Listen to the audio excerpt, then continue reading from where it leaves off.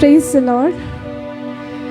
So ಇವತ್ತು ನಾವು ದೇವರನ್ನು ಆರಾಧಿಸಲು ಬಂದಿದ್ದೇವೆ. ನಾವೆಲ್ಲರೂ ನಮ್ಮ ಪೂರ್ಣ ಮನಸ್ಸಿನಿಂದಲೂ ಪೂರ್ಣ ಶಕ್ತಿಯಿಂದಲೂ ಇನ್ ಸ್ಪಿರಿಟ್ ಆ್ಯಂಡ್ ಟ್ರೂತ್ ನಾವು ದೇವರನ್ನು ಆರಾಧಿಸೋಣ.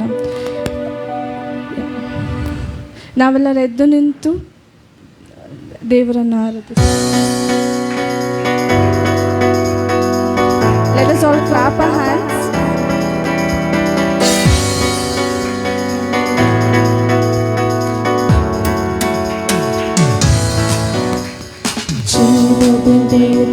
ಯೇಸುವೆ ನಾ ಬಾಳುವೆ ನಿನಗಾಗಿ, ಜೀವನದ ಯೇಸುವೆ ನಾ ಬಾಳುವೆ ನಿನಗಾಗಿ.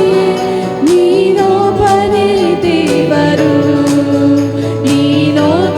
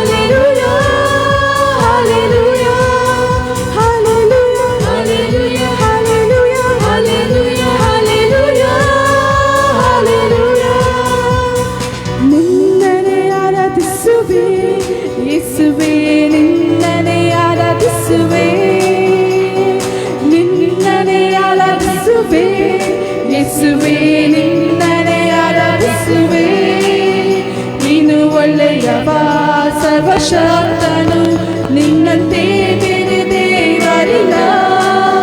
ನೀನು ಒಳ್ಳೆಯವ ಸರ್ವಶಕ್ತನು ನಿನ್ನಂತೆ ಬೇರೆ ದೇವರಿಲ್ಲ.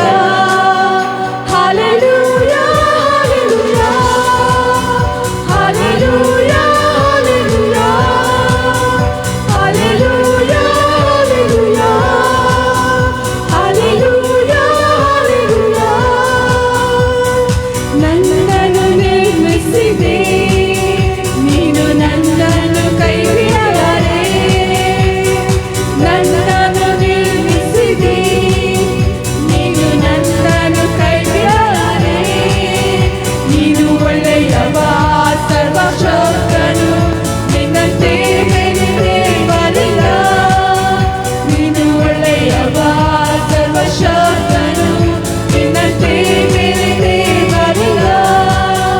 Hallelujah, hallelujah, hallelujah, hallelujah, hallelujah, hallelujah. ನನ್ನನ್ನು ಕರೆದವನೇ ನೀನು ನಂಬಿಗಸ್ತನು. ನನ್ನನ್ನು ಕರೆದವನೇ ನೀನು ನಂಬಿಗಸ್ತನು. ನೀನು ಒಳ್ಳೆಯವ ಸರ್ವಶಕ್ತನು ನಿನ್ನಂತೆ ಬೇರೆ ದೇವರಿಲ್ಲ.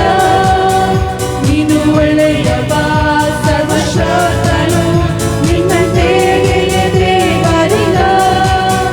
Hallelujah, hallelujah, hallelujah, hallelujah, hallelujah, hallelujah, hallelujah. ಪರಿಶುದ್ಧಾತ್ಮನಿಂದ ನನ್ನನ್ನು ತುಂಬಿಸಿದೆ. ಪರಿಶುದ್ಧಾತ್ಮನಿಂದ ನೀ ನನ್ನನ್ನು ತುಂಬಿಸಿದೆ. ನೀನು ಒಳ್ಳೆಯವ ಸರ್ವಶಕ್ತನು ನಿನ್ನಂತೆ ಬೇರೆ ದೇವರಿಲ್ಲ. ನೀನು ಒಳ್ಳೆಯವ ಸರ್ವಶಕ್ತನು ನಿನ್ನಂತೆ ಬೇರೆ ದೇವರಿಲ್ಲ. Hallelujah, hallelujah, hallelujah, hallelujah, hallelujah, hallelujah, hallelujah, hallelujah, hallelujah, hallelujah,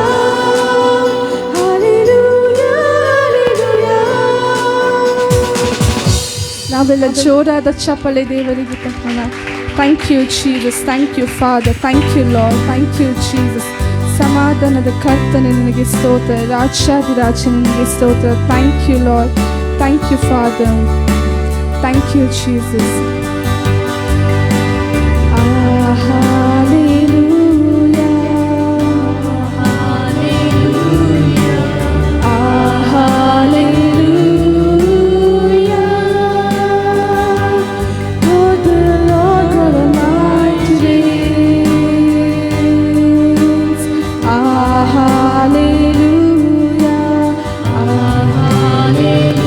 hallelujah, hallelujah.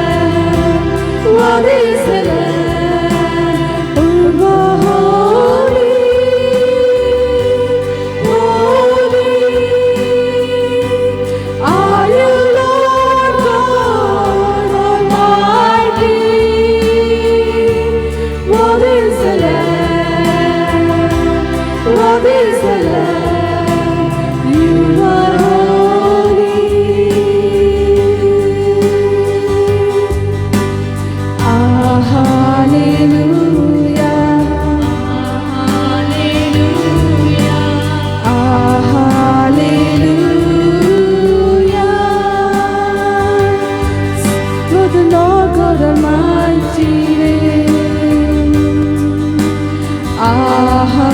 Hallelujah, hallelujah, hallelujah. Holy, holy are you, Lord God Almighty. Holy, holy are you, Lord God Almighty. Worthy is the Lamb, worthy is the Lamb, you are holy.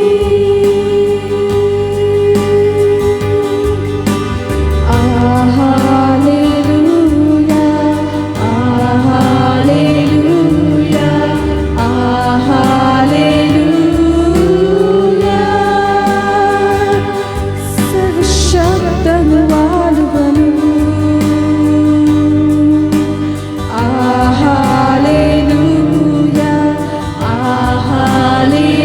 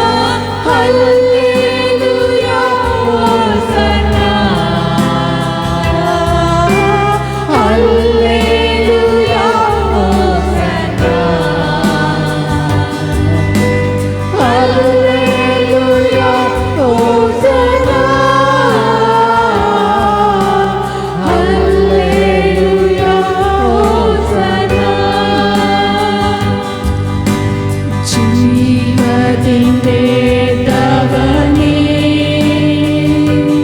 ನಿನ್ನ ಆರಾಧನೆ ಮಾಡುವೆ. ಜೀವದ ಅಧಿಪತಿಯೇ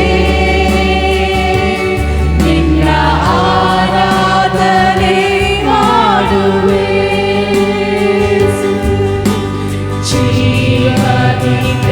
ಜೀವದಿಂದೆದ್ದವನೇ ನಿನ್ನ ಆರಾಧನೆ ಮಾಡುವೆ. ಜೀವದ ಅಧಿಪತಿಯೇ ನಿನ್ನ ಆರಾಧನೆ ಮಾಡುವೆ. ಹಲ್ಲೆಲೂಯಾ ಹೋಸನ್ನಾ, ಹಲ್ಲೆಲೂಯಾ ಹೋಸನ್ನಾ, ಹೋಸನ್ನಾ, ಹಲ್ಲೆಲೂಯಾ ಹೋಸನ್ನಾ, ಹಲ್ಲೆಲೂಯಾ ಹೋಸನ್ನಾ, ಹಲ್ಲೆಲೂಯಾ ಹೋಸನ್ನಾ. ಹಲ್ಲೆಲೂಯಾ ಹೋಸನ್ನಾ, ಹಲ್ಲೆಲೂಯಾ ಹೋಸನ್ನಾ, ಹಲ್ಲೆಲೂಯಾ ಹೋಸನ್ನಾ.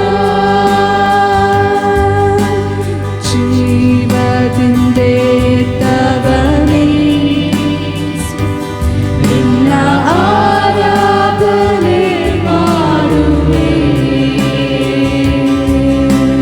ಜೀವದ ಅಧಿಪತಿಯೇ ನಿನ್ನ ಆರಾಧನೆ ಮಾಡುವೆ.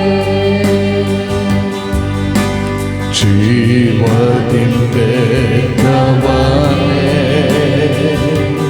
ನಿನ್ನ ಆರಾಧನೆ ಮಾಡುವೆ.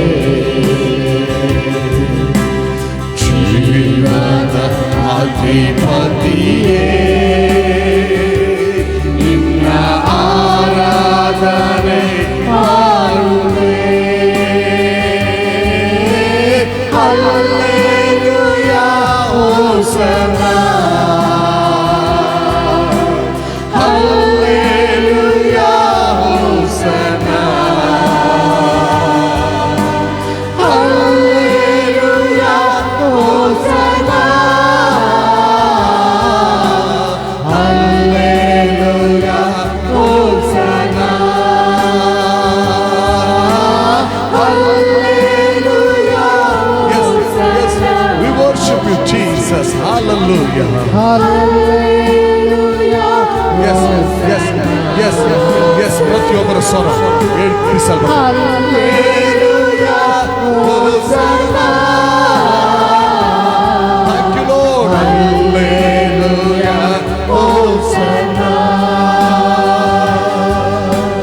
ಮರಣದ ಗೆದ್ದವನೇ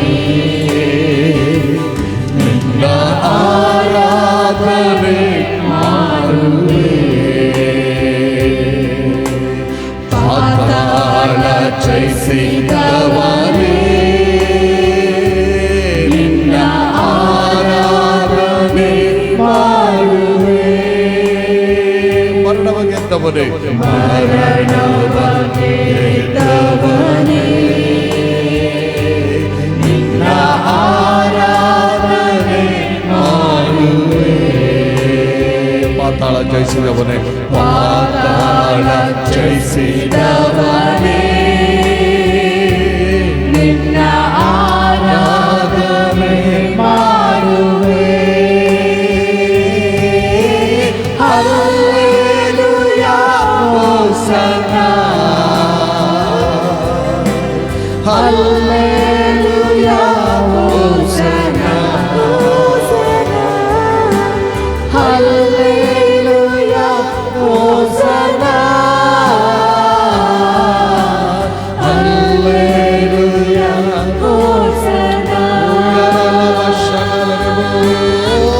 Hallelujah, Hosanna. Hallelujah, Hosanna. Hallelujah, Hosanna. Hallelujah, Hosanna. ಪರಿಶುದ್ಧ ಆತ್ಮನೇ ನಿನ್ನ ಆರಾಧನೆ ಮಾಡುವೆ. Thank you, Lord. ಪ್ರಭಾಶಾಲಿಯೇ ನಿನ್ನ ಆರಾಧನೆ ಮಾಡುವೆ. ಪರಿಶುದ್ಧಾತ್ಮನೇ ಪರಿಶುದ್ಧ ಆತ್ಮನೇ ನಿನ್ನ ಆರಾಧನೆ ಮಾಡುವೆ. ಪರಾಕ್ರಮಶಾಲಿಯೇ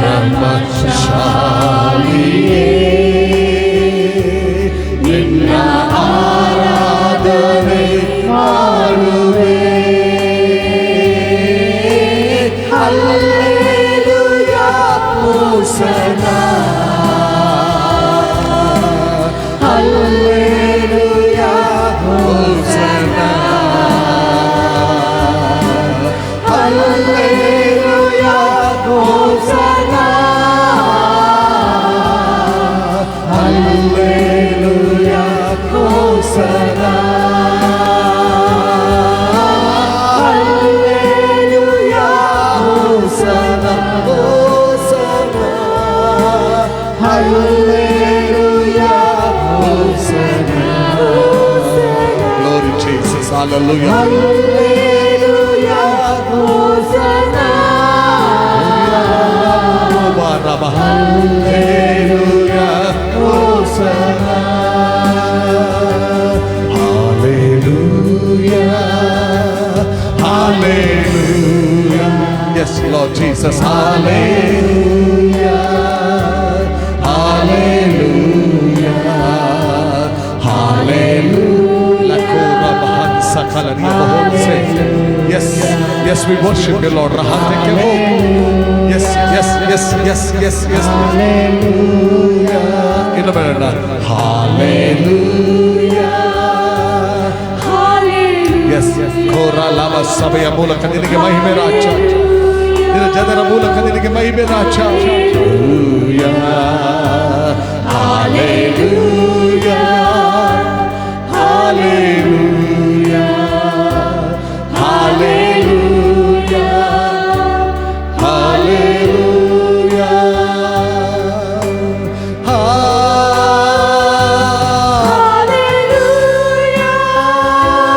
Jesus, Jesus.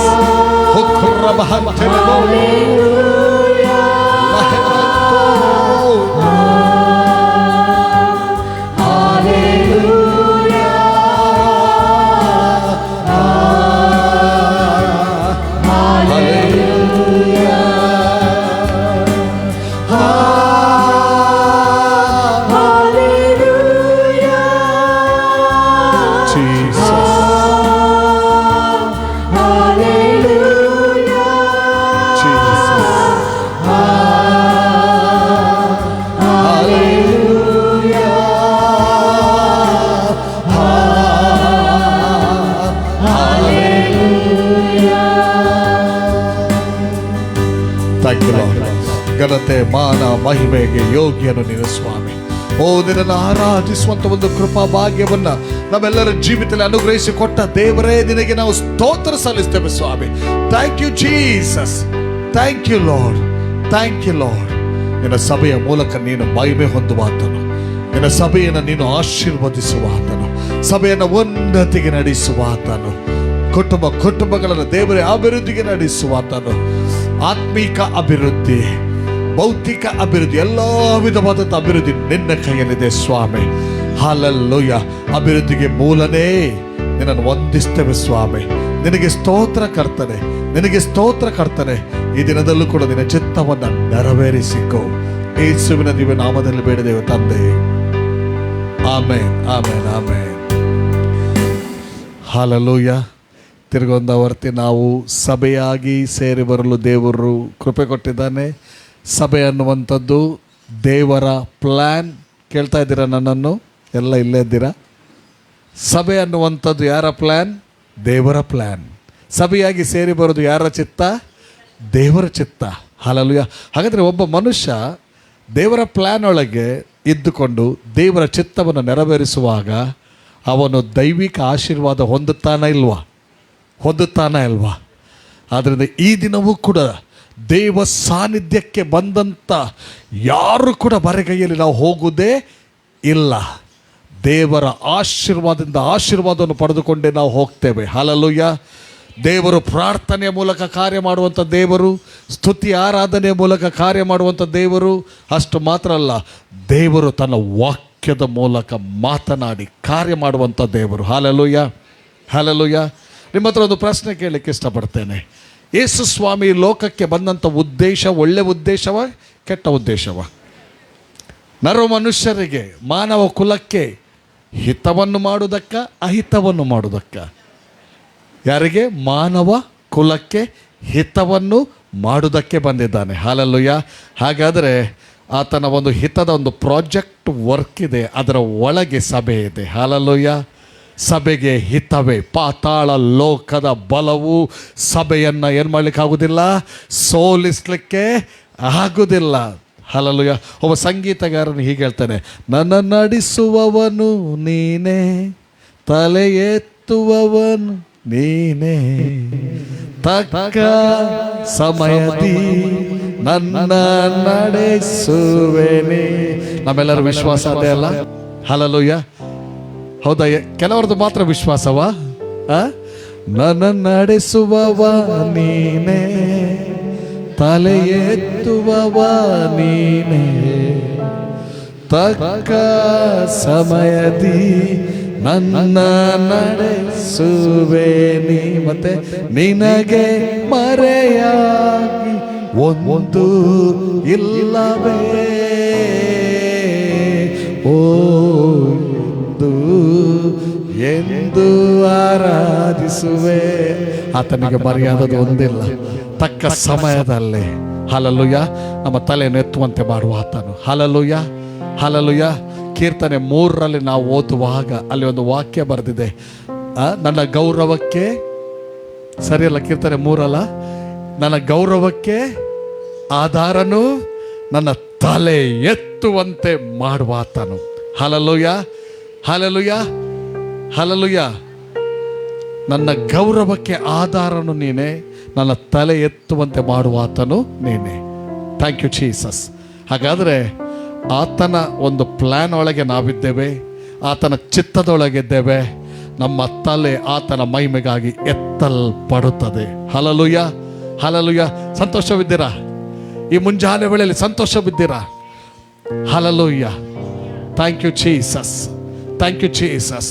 ದೇವರ ಪ್ಲ್ಯಾನ್ ಒಳಗೆ ನಾವು ಬರುವಾಗ, ಬಂದು ಹೋಗುವಾಗ ಹಾಗೇನೆ ಹೋಗುವುದಿಲ್ಲ, ಸಮಥಿಂಗ್ ಪಡ್ಕೊಂಡೇ ನಾವು ಹೋಗ್ತೇವೆ.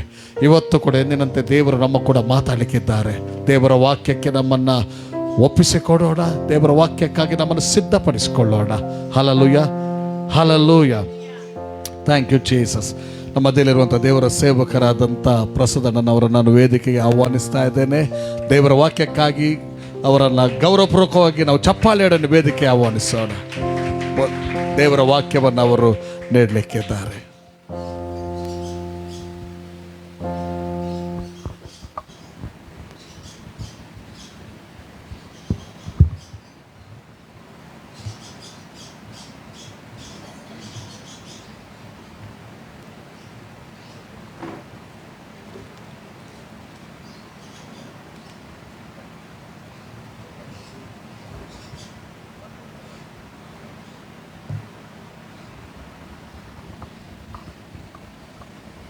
Praise God, hallelujah. Worship Lord, hallelujah. ಸ್ತೋತ್ರ ದೇವರೇ. ಕೃಪಾ ಸಂಪೂರ್ಣನಾದ ಪರಲೋಕದಲ್ಲಿರುವ ನಮ್ಮ ತಂದೆಯ ದೇವರೇ, ನಿಮ್ಮ ಅತಿಶಯವಾದ ನಾಮಕ್ಕಿನ ಸ್ತೋತ್ರವನ್ನು ಸಲ್ಲಿಸ್ತೇವೆ ಸ್ವಾಮಿ. ಹೌದು ಸ್ವಾಮಿ ಕರ್ತನೆ, ಅಪ್ಪ ಈ ವರ್ಷದಲ್ಲಿ ಕರ್ತನೆ 11 ತಿಂಗಳನ್ನು ದಾಟಿ 12ನೇ ತಿಂಗಳಿಗೆ ಕೊನೆಯ ತಿಂಗಳಿಗೆ ನಾವು ಬರುವಂತೆ ಕೊಟ್ಟಂತಹ ಕೃಪೆಗಾಗಿ ಸ್ತೋತ್ರ. ಹೌದು ದೇವರೇ, ಇನ್ನು ಕೆಲವು ದಿವಸಗಳನ್ನ ಹೊಸ ವರ್ಷಕ್ಕೆ ದಾಟಿ ಹೋಗಲಿಕ್ಕಿರುವಾಗ ಕರ್ತನೆ ಅಪ್ಪ ನಿಮ್ಮ ಸನ್ನಿಧಾನದಲ್ಲಿ ನೂತನಪಡಿಸುವುದಕ್ಕಾಗಿ ಕರ್ತನೆ ನಮಗೆ ನಿಮ್ಮ ಕೃಪೆಯನ್ನು ಸರಿಯ ಮಾಡಬೇಕಾಗಿ ಬಿಡ್ತೀನಿ ದೇವರೇ, ನಮ್ಮನ್ನು ಕರುಣಿಸಬೇಕಾಗಿ ಬಿಡ್ತೀನಿ ದೇವರೇ. ಈ ದಿನದಲ್ಲಿ ಕೂಡ ಕರ್ತನೆ ಅಪ್ಪ ನಿಮ್ಮ ವಾಕ್ಯವನ್ನು ಸಾರೋದಕ್ಕಾಗಿ ನಿಂತಿರುವ ಈ ದಾಸನನ್ನು ಕರ್ತನೆ ಅಪ್ಪ ನೀವು ಮಾಡಿ ನೀವು ಮಾತನಾಡಬೇಕಾಗಿ ಬಿಡ್ತೀನಿ ದೇವರೇ. ಯಾಕಂದ್ರೆ ನೀವು ಮಾತನಾಡಿದರೆ ಮಾತ್ರವೇ ನಾವು ಬದುಕ್ತೇವೆ ಸ್ವಾಮಿ. ಕರ್ತನೆ ಅಪ್ಪ ಮನುಷ್ಯ ರೊಟ್ಟಿ ತಿಂದ ಮಾತ್ರಕ್ಕೆ ಬದುಕುವುದಿಲ್ಲ, ನಿನ್ನ ಬಾಯಿಂದ ಹೊರಡುವಂಥ ವಾಕ್ಯದಲ್ಲೇ ಮಾತಿನಲ್ಲೇ ನಾವು ಬದುಕ್ತೇವೆ ಎಂಬುದು ಕರ್ತನೆ ವಾಕ್ಯ ಹೇಳಿದಂಥ ಕರ್ತನೆ ನೀವು ಮಾತನಾಡಿ ನನ್ನನ್ನು ಬದುಕಿಸಬೇಕಾಗಿ ನಾನು ನಿಮ್ಮಲ್ಲಿ ಬೇಡಿಕೊಳ್ತೇನೆ ದೇವರೇ. ಈಗ ಸ್ವಾಮಿ ಕರ್ತನೆ ನಮ್ಮನ್ನು ಮರೆ ಮಾಡಿ ನೀವು ಮಾತನಾಡಿ ಮುಂದಿನ ಎಲ್ಲ ಭಾಗವನ್ನು ನಿಮ್ಮ ಹಸ್ತಕ್ಕೆ ಒಪ್ಪಿಕೊಡ್ತೇನೆ ದೇವರೇ. ಆಶೀರ್ವದಿಸಿ ನೋಡಿ ಸ್ವಾಮಿ. ಘನಮಾನ ಮಹಿಮೆ ಸ್ತೋತ್ರಗಳು ನಿಮಗೆ ಮಾತ್ರವೇ ಇರಲಿ. ಪ್ರಾರ್ಥನೆ ನಮ್ಮ ಪ್ರಭು ನಿಮ್ಮ ಕುಮಾರನು ನಮ್ಮ ರಕ್ಷಕ ನೋಡಿಯೇನೋ ಆದ ಯೇಸು ಕ್ರಿಸ್ತನ ಪರಿಶುದ್ಧವಾದ ಹೆಸರಲ್ಲಿ ಬೇಡಿವನ್ನು ದೇವ ಪ್ರೀತಿಯುಳ್ಳ ಪರಲೋಕದ ನಮ್ಮ ತಂದೆಯೇ, ಆಮೇನ್. Praise God. ಎಲ್ಲ ನಮ್ಮ ಪ್ರಿಯರಿಗೂ ಅದೇ ರೀತಿಯಲ್ಲಿ ಮುಂದೆ ಈಗ ಫೇಸ್ಬುಕ್ನಲ್ಲಿ ಮತ್ತು ಯೂಟ್ಯೂಬ್ನ ಮುಂದೆ ನೋಡಲಿಕ್ಕಿರುವಂಥ ಎಲ್ಲ ನಮ್ಮ ಪ್ರಿಯರನ್ನು ಕೂಡ ನಾನು ಯೇಸು ಕ್ರಿಸ್ತನ ಹೆಸರನ್ನು ನಾನು ವಂದಿಸ್ತೇನೆ. ನಿಮ್ಮನ್ನು ದೇವರು ಆಶೀರ್ವದಿಸಲಿ. Praise God. ಹಾಲೆ ರೋಮಾಪುರದವರಿಗೆ ಬರೆದ ಪತ್ರಿಕೆ 7ನೇ ಅಧ್ಯಾಯ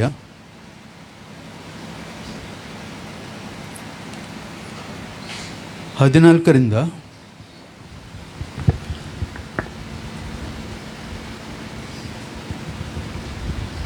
23. ಧರ್ಮಶಾಸ್ತ್ರವು ಪಾರಮಾರ್ಥಿಕವಾದದ್ದೆಂದು ನಾವು ಬಲ್ಲೆವು, ಆದರೆ ನಾನು ದೇಹಧರ್ಮಕ್ಕೆ ಒಳಗಾದವನು, ಪಾಪದ ಸ್ವಾಧೀನದಲ್ಲಿರುವುದಕ್ಕೆ ಮಾರಲ್ಪಟ್ಟವನೂ ಆಗಿದ್ದೇನೆ. ಹೇಗೆಂದರೆ ನಾನು ಮಾಡುವುದು ನನಗೇ ಗೊತ್ತಿಲ್ಲ. ಯಾವುದನ್ನು ಮಾಡಬೇಕೆಂದು ನಾನು ಇಚ್ಛಿಸುತ್ತೇನೋ ಅದನ್ನು ನಡೆಸದೆ ನನಗೆ ಅಸಹ್ಯವಾದದ್ದನ್ನು ಮಾಡುತ್ತೇನೆ. ಆದರೆ ನಾನು ಮಾಡುವಂಥದ್ದಕ್ಕೆ ನನ್ನ ಮನಸ್ಸು ಒಪ್ಪದಿದ್ದರೆ ಧರ್ಮಶಾಸ್ತ್ರವು ಉತ್ತಮವಾದದೆಂದು ಒಪ್ಪಿಕೊಂಡ ಹಾಗಾಯಿತು. ಹೀಗಿರಲಾಗಿ ಆ ಅಸಹ್ಯವಾದದ್ದನ್ನು ನಾನು ಮಾಡುವವನು ಇನ್ನೂ ನಾನಲ್ಲ, ನನ್ನಲ್ಲಿ ನೆಲೆಗೊಂಡಿರುವ ಪಾಪವೇ ಅದನ್ನು ಮಾಡುತ್ತದೆ. ನನ್ನಲ್ಲಿ ಅಂದರೆ ನನ್ನ ಶರೀರಾಧೀನ ಸ್ವಭಾವದಲ್ಲಿ ಒಳ್ಳೆಯದೇನೂ ವಾಸವಾಗಿಲ್ಲವೆಂದು ನನಗೆ ತಿಳಿದದೆ. ಒಳ್ಳೆಯದನ್ನು ಮಾಡುವುದಕ್ಕೆ ನನಗೇನೋ ಮನಸ್ಸುಂಟು, ಆದರೆ ಅದನ್ನು ಮಾಡುವುದು ನನ್ನಿಂದಾಗದು. ನಾನು ಮೆಚ್ಚುವ ಒಳ್ಳೆಯ ಕಾರ್ಯವನ್ನು ಮಾಡದೆ ಮೆಚ್ಚದಿರುವ ಕೆಟ್ಟ ಕಾರ್ಯವನ್ನೇ ಮಾಡುವನಾಗಿದ್ದೇನೆ. ಮಾಡಬಾರದೆನ್ನುವ ಕೆಲಸವನ್ನು ನಾನು ಮಾಡಿದರೆ ಅದನ್ನು ಮಾಡಿದವನು ಇನ್ನೂ ನಾನಲ್ಲ, ನನ್ನಲ್ಲಿ ನೆಲೆಗೊಂಡಿರುವ ಪಾಪವೇ ಅದನ್ನು ಮಾಡಿತು. ಹೀಗಿರಲಾಗಿ ಒಳ್ಳೆಯದನ್ನು ಮಾಡಬೇಕೆಂದಿರುವ ನನಗೆ ಕೆಟ್ಟದ್ದೇ ಸಿದ್ಧವಾಗಿದೆ ಎಂಬ ನಿಯಮ ನನಗೆ ಕಾಣಬರುತ್ತದೆ. ಅಂತರಾತ್ಮದೊಳಗೆ ದೇವರ ನಿಯಮದಲ್ಲಿ ಆನಂದ ಪಡುವನಾಗಿದ್ದೇನೆ. ಆದರೆ ನನ್ನ ಅಂಗಗಳಲ್ಲಿ ಬೇರೊಂದು ನಿಯಮ ಉಂಟೆಂದು ನೋಡುತ್ತೇನೆ. ಅದು ನನ್ನ ಮನಸ್ಸಿನಲ್ಲಿರುವ ನಿಯಮಕ್ಕೆ ವಿರುದ್ಧವಾಗಿ ಕಾದಾಡಿ ನನ್ನನ್ನು ಸೆರೆ ಹಿಡಿದು ನನ್ನ ಅಂಗಗಳಲ್ಲಿರುವ ಪಾಪದ ನಿಯಮಕ್ಕೆ ವಶ ಮಾಡುವಂಥದ್ದಾಗಿದೆ. Praise God.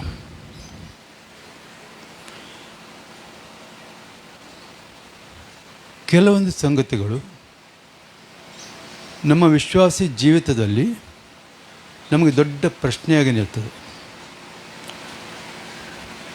ಅಲ್ಲೆಲ್ಲಿಯ ನಾವು ವಿಶ್ವಾಸಿಗಳಾಗಿ ನಾವು ಬಂದಿದ್ದೇವಾದರೆ, ದೇವರು ನಮ್ಮನ್ನು ಕರೆದಿದ್ದಾನೆಂದರೆ, ದೇವರಿಗೆ ನಮ್ಮ ಮೇಲೆ ಏನೋ ಒಂದು ಚಿತ್ತ ಇದೆ, ಏನೋ ಒಂದು ಉದ್ದೇಶ ಇದೆ.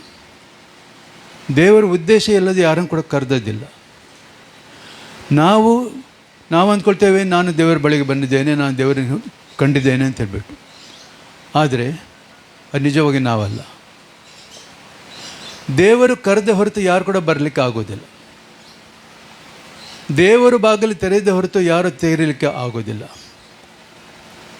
Praise God. ದೇವರ ಬಾಗಿಲನ್ನು ಮುಚ್ಚಿದರೆ ಯಾರು ಕೂಡ ತೆರೆಯಲಿಕ್ಕೂ ಆಗೋದಿಲ್ಲ. Praise God.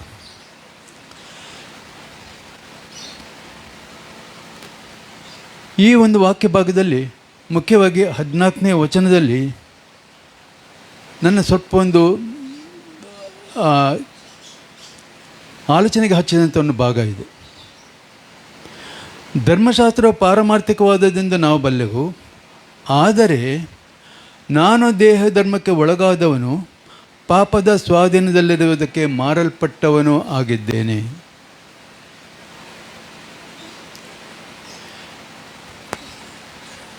ವಿಶ್ವಾಸಿಗಳಾದ ನಮಗೆಲ್ಲರೂ ಕೂಡ ಒಂದು ವಿಷಯ ಗೊತ್ತುಂಟು, ನಾವೆಲ್ಲರೂ ಕ್ರಯಕ್ಕೆ ಕೊಳ್ಳಲ್ಪಟ್ಟವರು.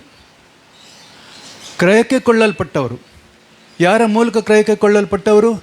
ಯೇಸು ಕ್ರಿಸ್ತನ ಮೂಲಕವಾಗಿ ನಾವು ಕ್ರಯಕ್ಕೆ ಕೊಳ್ಳಲ್ಪಟ್ಟವರು. ಇಲ್ಲಿ ಬೇರೆಯೇ ಸಂಗತಿ ಹೇಳ್ತಾ ಇದೆ,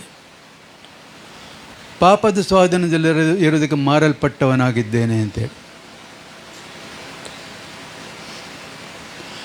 ಯೇಸು ಕ್ರಿಸ್ತನು ನಮ್ಮನ್ನು ಕೊಂಡುಕೊಂಡಿರುವುದಾದರೆ ನಾನು ಪುನಃ ಪಾಪದ ಸ್ವಭಾವಕ್ಕೆ ನಾನು ಮಾರಲ್ಪಡುವುದು ಹೇಗೆ?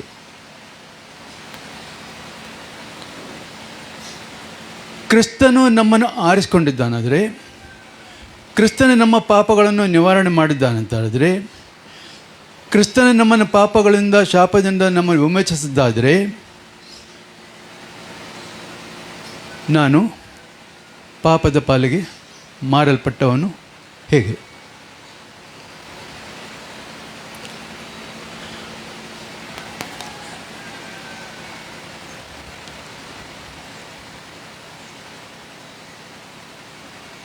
ಈ ಕಳೆದ ವಾರದಲ್ಲಿ ಒಬ್ಬರು ಸಹೋದರಿ ಹತ್ರ ನಾನು ಮಾತಾಡ್ತಾ ಇದ್ದೆ. ಆಗ ಸಭೆ ಅನ್ನೋ ಒಂದು ವಿಚಾರದಲ್ಲಿ ಸ್ವಲ್ಪ ಒಂಚೂರು ಬಂತು, ಆಲೋಚನೆ ಬಂತು. ಸಭೆ ಅಂದರೆ ಯಾರು ಅಂತೇಳಿ. ಈಗ ಪಾಸ್ಟ್ ಕೂಡ ಮಾತಾಡೋ ಯಾಕೋ ಸಭೆಯನ್ನೇ ಮುಂದಿಟ್ಟರು, ಈಗ ಒಳ್ಳೆಯದಾಯಿತು. ಸಭೆ ಅಂದರೆ ಯಾರು? ಕೊರಿಂಥ 1 ಮತ್ತು 1ನೇ ಅಧ್ಯಾಯ, 1ನೇ ಕೊರಿಂಥ 1ನೇ ಅಧ್ಯಾಯ 1 ಮತ್ತು 2ನೇ ವಚನ ನಾವು ನೋಡೋದಾದರೆ, ದೇವರ ಚಿತ್ತದಿಂದ ಯೇಸುಕ್ರಿಸ್ತನ ಅಪೊಸ್ತಲನಾಗುವುದಕ್ಕೆ ಕರೆಯಲ್ಪಟ್ಟ ಪೌಲನು ಸಹೋದರನಾದ ಸೋಸ್ಥೆನನನು ಕೊರಿಂಥದಲ್ಲಿನ ದೇವರ ಸಭೆಗೆ, ಅಂದರೆ ಕ್ರಿಸ್ತೇಸುವಿನಲ್ಲಿ ಪ್ರತಿಷ್ಠಿತರು ದೇವಜನರಾಗುವುದಕ್ಕೆ ಕರೆಯಲ್ಪಟ್ಟವರೂ ಆಗಿರುವವರಿಗೆ ಮತ್ತು ನಮಗೂ ಸಮಸ್ತ ದೇವಜನರಿಗೂ ಕರ್ತನಾಗಿರುವ ಯೇಸುಕ್ರಿಸ್ತನ ನಾಮಸ್ಮರಣೆಯನ್ನು ಮಾಡುವವರು ಎಲ್ಲಿದ್ದರೂ ಅವರೆಲ್ಲರಿಗೆ ಬರೆಯುವುದೇನೆಂದರೆ, ಸಾಕು. ಇಲ್ಲಿ ದೇವರ ಸಭೆಗೆ ಅಂದರೆ ಕ್ರಿಸ್ತೇಸುವಿನಲ್ಲಿ ಪ್ರತಿಷ್ಠಿತರು ದೇವಜನರಾಗುವುದಕ್ಕೆ ಕರೆಯಲ್ಪಟ್ಟವರು ಆಗಿರುವ. ಈಗ ನಾನು ರಕ್ಷಣೆಯನ್ನು ಹೊಂದಿಕೊಂಡು ಕ್ರಿಸ್ತ ಯೇಸುವಿನಲ್ಲಿ ಪ್ರತಿಷ್ಠಿತನಾಗಿರುವುದಾದರೆ ನನ್ನಲ್ಲಿ ತಂದೆಯಾದ ದೇವರು, ಮಗನಾದ ದೇವರು, ಪವಿತ್ರಾತ್ಮನಾದ ದೇವರು 3 ಮಂದಿಯೂ ನನ್ನಲ್ಲಿದ್ದಾರೆ. ಈಗ ನಾನೇನಾಗಿದೆ, ನಾನು ಒಬ್ಬನಲ್ಲ. ನಮಗೆ ಆ್ಯಕ್ಚುಲಿ ನಾನು ಅಂತ ಹೇಳಲಿಕ್ಕೆ ನಮಗೆ ರೈಟ್ ಇಲ್ಲ. ನಾನು ಅಂತ ಹೇಳುವ ರೈಟ್ ಇರೋದು ಇಬ್ಬರಿಗೆ ಮಾತ್ರ, ತಂದೆಯಾದ ದೇವರು ಮತ್ತು ಯೇಸು. ತಂದೆಯಾದ ದೇವರು ಹೇಳ್ತಾರೆ ನಾನೇ ಅಂತ ಬಿಟ್ಟು ಹೇಳ್ತಾರೆ, I am that I am ಅಂತೇಳಿ. ಯೇಸು ಹೇಳ್ತಾರೆ ನಾನೇ ಬಾಗಿಲು, ನಾನೇ ಕುರುಬನು, ನಾನೇ ಬೆಳಕು, ನಾನೇ ರಕ್ಷಕನು. ಅಂದರೆ ಆ ನಾನು ಅಂತ ಹೇಳಬೇಕು ಅಂತ ಹೇಳಿದ್ರೆ ಅಲ್ಲಿ ಒಂದು ವಿಶೇಷತೆ ಇದೆ. ಅದು ಎಲ್ಲವನ್ನು ಅವರ ಒಳಗೆ ಅವರ ಕಂಟ್ರೋಲಲ್ಲಿ ಇಟ್ಟುಕೊಂಡಿದೆ ಅನ್ನೋ ಅರ್ಥ ಬರ್ತದೆ ಅಲ್ಲಿ. ಸಮಸ್ತವನ್ನು ತನ್ನ ಕಂಟ್ರೋಲ್. ಯಾಕಂದರೆ ದೇವರು ನಾನು ಅಂತ ಹೇಳಿಕೆ ಕಾರಣ ಇದೆ. ಯಾಕಂದರೆ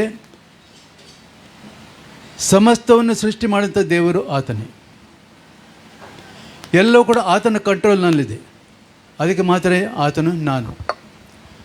ನಾವು ಯಾರು ಕೂಡ ನಾನು ಅಲ್ಲ. Praise God.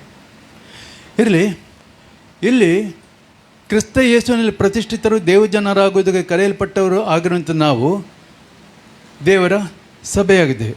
ಅಂದರೆ ನಾವು ಒಬ್ಬೊಬ್ಬರಾಗಿ ಕೂಡ, ವ್ಯಕ್ತಿಯಾಗಿ ಕೂಡ ನಾವು ಏನಾಗಿದ್ದೇವೆ? ದೇವರ ಸಭೆಯಾಗಿದ್ದೇವೆ. ಮೊದಲನೇ ಸಭೆ ವೈಯಕ್ತಿಕವಾಗಿ ನಾವು. ಯಾಕಂದರೆ ನಮ್ಮೊಳಗೆ ತ್ರೈಕ ದೇವರು ಇದ್ದಾರೆ ಮತ್ತು ಪ್ಲಸ್ ನಾನಿದ್ದೇನೆ. Praise God. ಅದರೊಂದಿಗೆ ಎರಡನೇ ಸಭೆ ಬರ್ತದೆ, ಅದು ಕುಟುಂಬ ಎಂಬ ಸಭೆ. ತಂದೆ, ತಾಯಿ, ಅಣ್ಣ ತಮ್ಮಂದಿರು, ಅಕ್ಕ ತಂಗಿಯರು ಮತ್ತು ಮಕ್ಕಳು ಎಲ್ಲ ಸೇರಿಕೊಂಡು ಕುಟುಂಬವಾಗಿ ಅದೊಂದು ಸಭೆ. Praise God. ಇಲ್ಲಿ ಸಭೆಯ ಯಜಮಾನ ಯಾರು? ತಂದೆ. ಇನ್ನು ಅದಕ್ಕೆ ಸ್ವಲ್ಪ ದೊಡ್ಡ ಸಭೆ ಬರ್ತದೆ. ಯಾಕಂದರೆ ಮೊನ್ನೆ ಹಾಗೆ ಮಾತಾಡೋಕೆ ಆ ಸಂಗತಿಗಳು ಹಾಗೆ ಬಂತು, ಅದಕ್ಕೋಸ್ಕರ ಹಾಗೆ ಹೇಳಿದೆ ನಾನು. ಅದಕ್ಕಿಂತ ದೊಡ್ಡ ಸಭೆ ಅಂದರೆ ಇಲ್ಲಿಗೆ ನಾವು ಸೇರಿ ಬಂದಿರುವಂಥ ನಾವು. ಇದು ಒಂದು ಸಭೆ. ಮೊದಲನೇದಾಗಿ ವೈಯಕ್ತಿಕವಾಗಿ ನಾವು ಸಭೆ, ಕುಟುಂಬವಾಗಿ ಸಭೆ, ಮೂರನೇದಾಗಿ ನಾವು ಸೇರಿ ಬರುವಂಥ ಈ ಸಭೆ. ಈ ಸಭೆಗೆ ಒಬ್ಬರು ಸಭಾಪಾಲಕರಿದ್ದಾರೆ, ಅವರು ಸಭೆ ನಡೆಸ್ತಾರೆ. ಪವಿತ್ರಾತ್ಮನ ಅವರನ್ನು ಯಾಕೆ ಇಟ್ಟಿದ್ದಾರೆ ಅಂದರೆ ಅವ್ರ ಮೂಲಕ ನಮಗೆ ಆಲೋಚನೆಯನ್ನು ಕೊಡೋದಕ್ಕೆ. ದೇವರು, ನಾವು ಎಸ್ತರ್ ಪುಸ್ತಕದ ನಾವು ನೋಡೋದಾದರೆ ಅಲ್ಲಿ ಅರಸನಿಗೆ ರಾಣಿಯಾಗಿ ಬರುವುದಕ್ಕಾಗಿ ಅನೇಕ ಮಂದಿ ಕನ್ಯೆಯರನ್ನು ತಂದು ಅಲ್ಲಿ ತಂದು ಹೇಗೆಯ ಕೈಲಿ ಕೊಟ್ಟದ್ದನ್ನು ನಾವು ನೋಡ್ತೇವೆ. ಯಾಕೆ? ಅವರನ್ನು ಅರಸನಿಗೆ ತಕ್ಕುದಾದ ಒಂದು ಕನ್ಯೆಯನ್ನಾಗಿ ಸಿದ್ಧಪಡಿಸುವುದಕ್ಕಾಗಿ. Praise God. ಹಾಗೆಯೇ ಸಭೆಯಲ್ಲಿ ಕೂಡ ಏನಾಗ್ತದೆ ಅಂದರೆ ಪವಿತ್ರಾತ್ಮ ಯಾಕೆ ಇಟ್ಟಿದ್ದಾನೆಂದರೆ ಪವಿತ್ರಾತ್ಮ ಒಂದು ಅಧಿಕಾರ ಕೊಟ್ಟಿದ್ದಾರೆ. ಯಾಕಂದರೆ ನಮ್ಮ ಸಭೆಯನ್ನು ಅದಕ್ಕೆ ಸಿದ್ಧಪಡಿಸೋದಕ್ಕಾಗಿ. ಯಾವುದಕ್ಕೆ? ಕ್ರಿಸ್ತನ ಬರೋಣಕ್ಕೆ ಸಿದ್ಧಪಡಿಸೋದು, ಕ್ರಿಸ್ತನಿಗೆ ಒಂದು ಕನ್ಯೆಯನ್ನು ಸಿದ್ಧಪಡಿಸೋದಕ್ಕೋಸ್ಕರ. Praise God. ಹಲ್ಲೆಲೂಯಾ. ಅದರಿಂದಾಗಿ ಸಭೆ ಅಂತ ಹೇಳುವಾಗ ನಾವು ಎಲ್ಲೆನ್ನೂ ನಾವು ಪರೀಕ್ಷೆ ಮಾಡ್ಕೊಂಡು ಬರೋ ಮೊದಲು ನನ್ನಿಂದ ನಾವು ಸ್ಟಾರ್ಟ್ ಮಾಡ್ಕೊಳ್ಬೇಕು. ಸಭೆ ಅಂತ ಹೇಳುವಾಗ ನನ್ನನ್ನು ಪರೀಕ್ಷೆ ಮಾಡ್ಕೊಂಡು ಸ್ಟಾರ್ಟ್ ಮಾಡಬೇಕು. ನನ್ನನ್ನು, ನನ್ನ ಕುಟುಂಬವನ್ನು ಕಡೆಗೆ ನಮ್ಮ ಸಭೆಯನ್ನು ನಾವು ನೋಡಬೇಕು. ಯಾಕಂದರೆ ಸಭೆ ನಾವು ಇಷ್ಟು ಮಂದಿ ಸೇರಿದರೂ ಕೂಡ ನಾವು ಆ್ಯಕ್ಚುಲಿ ಏನಂದರೆ ನಾವೊಂದು ಕುಟುಂಬ ಮಾತ್ರವೇ. A bigger family. ಮೊದಲು ಸಿಂಗಲಾಗಿ ನಾನಿದ್ದೆ, ಆಮೇಲೆ ನಮ್ಮದು ಕುಟುಂಬವಾಯಿತು, ನನ್ನ ಸಣ್ಣ ಇದೆ ಫ್ಯಾಮಿಲಿ ಆಯಿತು, ಆಮೇಲೆ A bigger family that we call as church. Praise God.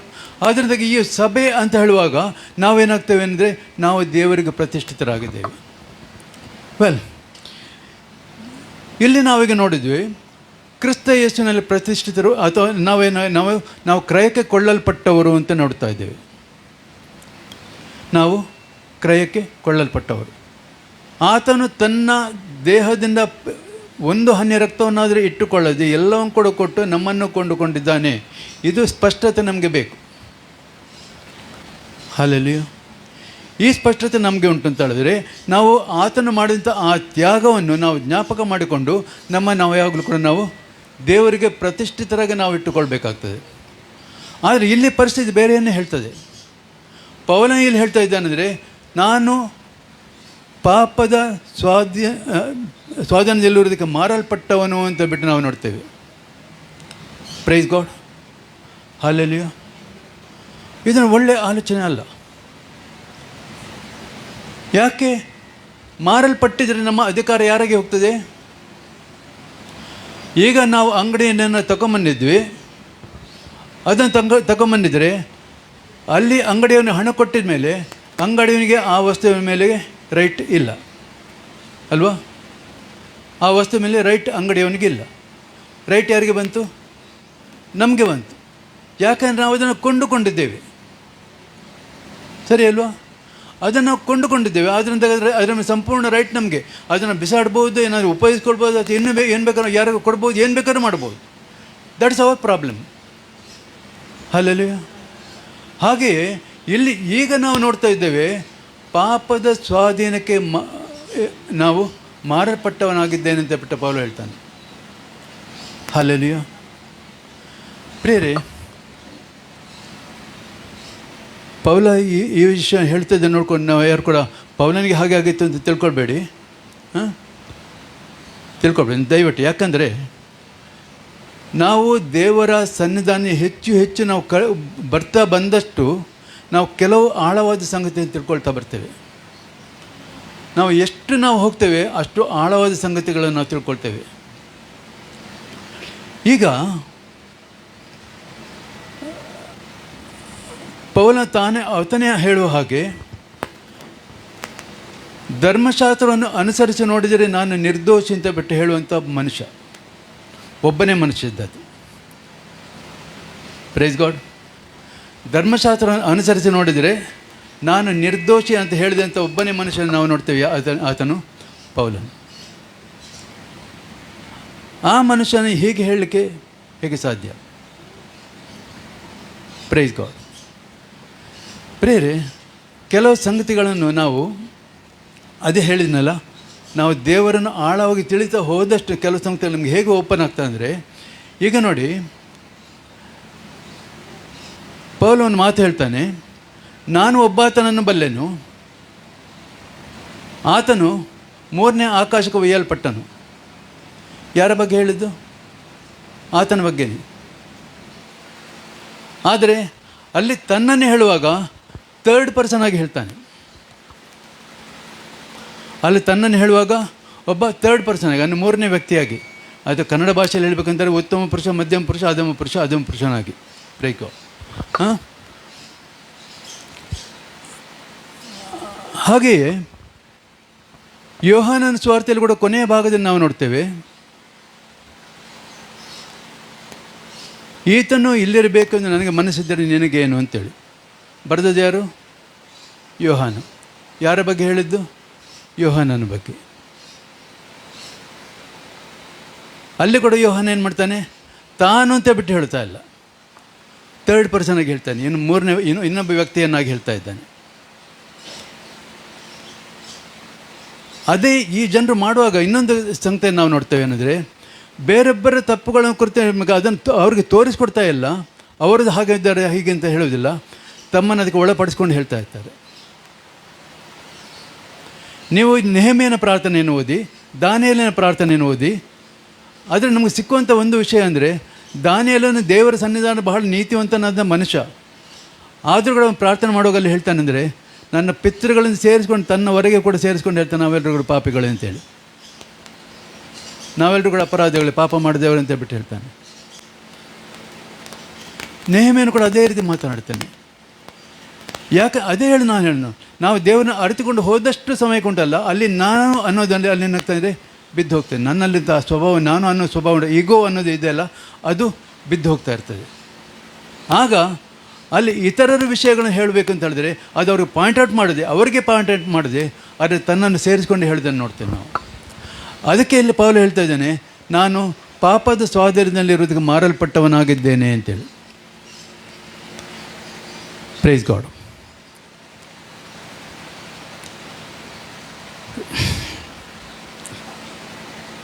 ಅಂದರೆ ನಾವು ಕ್ರಿಸ್ತನು ನಮ್ಮನ್ನು ಕೊಂಡುಕೊಂಡಿದ್ದಾನೆ, ಕ್ರಯ ಕೊಟ್ಟಿದ್ದಾನೆ, ಆದರೆ ನಾವು ಪಾಪದ ಸ್ವಾಧೀನಕ್ಕೆ ಇರುವುದಕ್ಕೆ ಮಾರಲ್ಪಟ್ಟವರಾಗಿದ್ದೇವೆ. ಯಾಕೆ ಹೀಗೆ ಆಗ್ತದೆ?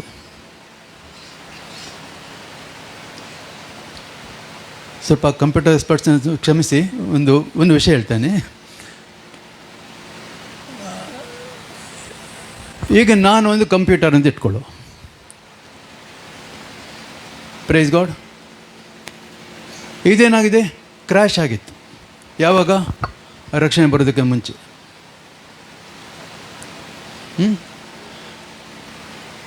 ಒಬ್ಬರ ಹತ್ರ ಕೊಂಡೋಗ್ಕೊಟ್ಟೆ, ಅವ್ರು ಹೇಳಿದ್ರು ಇದನ್ನು ಫಾರ್ಮೆಟ್ ಮಾಡಬೇಕು ಅಂತ ಹೇಳಿದರು. ಸರಿ ಅಂತ ಹೇಳಿದೆ, ಫಾರ್ಮೆಟ್ ಮಾಡಿದರು. ಯಾವುದು ಫಾರ್ಮೆಟ್ ಆಯಿತು? ಅಲ್ಲಿ ಸಿ ಡಿಸ್ಕ್ ಮಾತ್ರ ಫಾರ್ಮೆಟ್ ಆಯಿತು. ಹೌದಾ? ಸಿ ಡಿಸ್ಕ್ ಮಾತ್ರ ಫಾರ್ಮೆಟ್ ಆಯಿತು. ಯಾಕಂದರೆ ನಾವು ಕಂಪ್ಯೂಟರ್ಗೆ ಹೋಲಿಸ್ತೇವೆ ಅಂದರೆ, CPU ಕಂಪ್ಯೂಟರ್ದು ಬ್ರೈನ್ ಅಂತ ಹೇಳ್ತಾರೆ, ಅದೇ ರೀತಿಯಲ್ಲಿ ಅದರದ್ದು ಸಿ ಡಿಸ್ಕ್ ಅದನ್ನು ಕಂಪ್ಯೂಟರ್ದು ಆತ್ಮ. ಅದು ಎಲ್ಲ ಕೂಡ ಅದರ ಮೂಲಕನೇ ಬರಬೇಕು, ಎಲ್ಲ ಪ್ರೋಗ್ರಾಮ್ ಕೂಡ ಅದರ ಮೂಲಕನೇ ಬರಬೇಕು. ಈಗ ಕ್ರಿಸ್ತನಲ್ಲಿ ಸೇರಿಕೊಂಡಂಥ ನಾವು ರಕ್ಷಣೆ ಹೊಂದಿಕೊಂಡಾಗ ನಮ್ಮ ಸಿ ಡಿಸ್ಕ್ ಏನಾಯಿತು? ಫಾರ್ಮೆಟ್ ಆಯಿತು. ನಮ್ಮ ಸಿ ಡಿಸ್ಕ್ ಫಾರ್ಮೆಟ್ ಆಯಿತು. ಇಲ್ಲಿ ಹೊಸ ಪ್ರೋಗ್ರಾಮ್ ಬಂತು, ಹಳೆಯ ಪ್ರೋಗ್ರಾಮ್ ಎಲ್ಲ ಕೂಡ ಡಿಲೀಟ್ ಆಯಿತು. ಆದರೆ ಏನೆಲ್ಲಿತ್ತು ಎಲ್ಲ ಕೂಡ ಹೋಯಿತು. ಸಿ ಡಿಸ್ಕಲ್ಲಿದ್ದದ್ದು ಎಲ್ಲ ಕೂಡ ಹೋಯಿತು. ಆದರೆ ಪ್ರಾಬ್ಲಮ್ ಅಂದರೆ DEF ಡಿಸ್ಕ್ಗಳು ಹಾಗೇ ಉಳಿಯಿತು. ಅಂದರೆ ನನ್ನ ಜ್ಞಾಪಕ ಶಕ್ತಿ, ನನ್ನ ಹಿಂದಿನ ಆಲೋಚನೆಗಳು, ಹಿಂದಿನ ಕ್ರಿಯೆಗಳು, ಹಿಂದೆ ಓದಿದ್ದು ಎಲ್ಲವೂ ಕಡೆ ಏನಾಯಿತು? ಅದು ಹಾಗೇ ಉಳಿಯಿತು. Praise God. ಸಮಸ್ಯೆ ಬಂದಿರೋದು ಇಲ್ಲೀಗ. ಈಗ ಬೇರೆ ಯಾವುದೇ ನಾವು ಬೇರೆ ಡಿಸ್ಕಲ್ಲಿರುವಂಥದ್ದು ಪ್ಲೇ ಮಾಡಬೇಕಾದ್ರೆ ಅದು ಯಾವುದ್ರ ಮೂಲಕ ಬರಬೇಕು ಗೊತ್ತಾ? ಸಿ ಡಿಸ್ಕಲ್ಲಿರೋಂಥ ಪ್ರೋಗ್ರಾಮ್ ಮೂಲಕನೇ ಬರಬೇಕು, ಬೇರೆ ದಾರಿ ಇಲ್ಲ. ಆಯಿತಾ? ಈಗ ಯಾವುದಕ್ಕೆ ಮಾರಲ್ಪಟ್ಟಿತು? ಸಿ ಡಿಸ್ಕ್ ಬೇರೆ ಡಿಸ್ಕ್ಗಳಿಗೆ ಮಾರಲ್ಪಟ್ಟಿತು. ಅಂದರೆ ನಮ್ಮ ಹಿಂದಿನ ಆಲೋಚನೆಗಳು, ಹಿಂದಿನ ಕ್ರಿಯೆಗಳು, ನಮ್ಮ ಹಿಂದಿನ ಸ್ಟಡೀಸ್ ಅಥವಾ ಹಿಂದಿನ ಜ್ಞಾನ ಅಥವಾ ಇನ್ನು ಏನೆಲ್ಲ ಇತ್ತು, ಇದಕ್ಕೆ ನಾವೇನು ಮಾಡಿದ್ವಿ? ಅದಕ್ಕೆ ಪುನಃ ಒಳಗಾದ್ವಿ. ನಾವು ಫಾರ್ಮ್ಯಾಟ್ ಆಗಿದ್ದೇವೆ, ರಕ್ಷಣೆ ಆಗಿದೆ, ಹೊಸ ಡಿಸ್ಕ್ ಬಂದಿದೆ, ಹೊಸ ಪ್ರೋಗ್ರಾಮ್ ಬಂದಿದೆ. ಆದರೂ ಕೂಡ ನಾವು ಯಾವುದ್ರಲ್ಲಿ ಆಪರೇಟ್ ಆಗ್ತಾ ಇದ್ದೇವೆ? ಹಳೆ ಇದರಲ್ಲಿ ಆಪರೇಟ್ ಆಗ್ತಾ ಇದ್ದೇವೆ. ನಾವೇನಾಗಿದ್ದೇವೆ? ಈಗ ಮಾರಲ್ಪಟ್ಟಿದ್ದೇವೆ. Price God, hallelujah. ದೇವರು ನಮ್ಮನ್ನು ಆರಿಸಿಕೊಂಡದ್ದು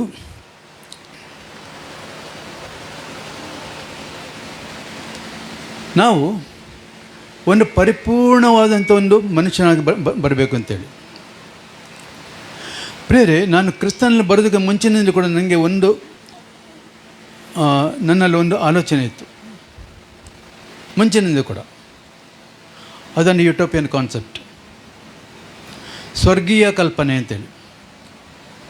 ಸ್ವರ್ಗ ಅನ್ನೋದನ್ನು ನಾನು ಮೊದಲಿಂದ ನಾನು ಭಾಳ ತಲೆಯಲ್ಲಿ ಇಟ್ಕೊಂಡಿದ್ದವನು. ಸ್ವರ್ಗ ಅಂದರೆ ಏನು ಗೊತ್ತಾ?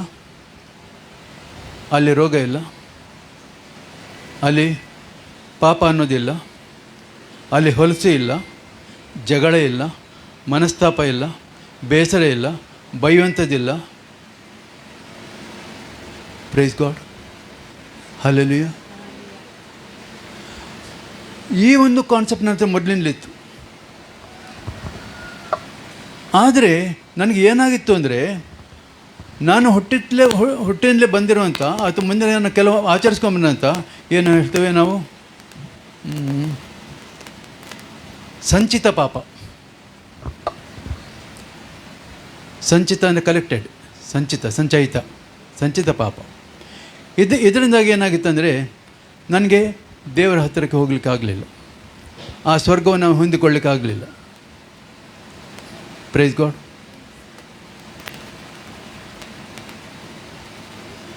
ಒಂದು ವಾಕ್ಯ ನನಗೆ ಸಿಕ್ಕಿತು. ಆ ವಾಕ್ಯ ಏನೆಂದರೆ,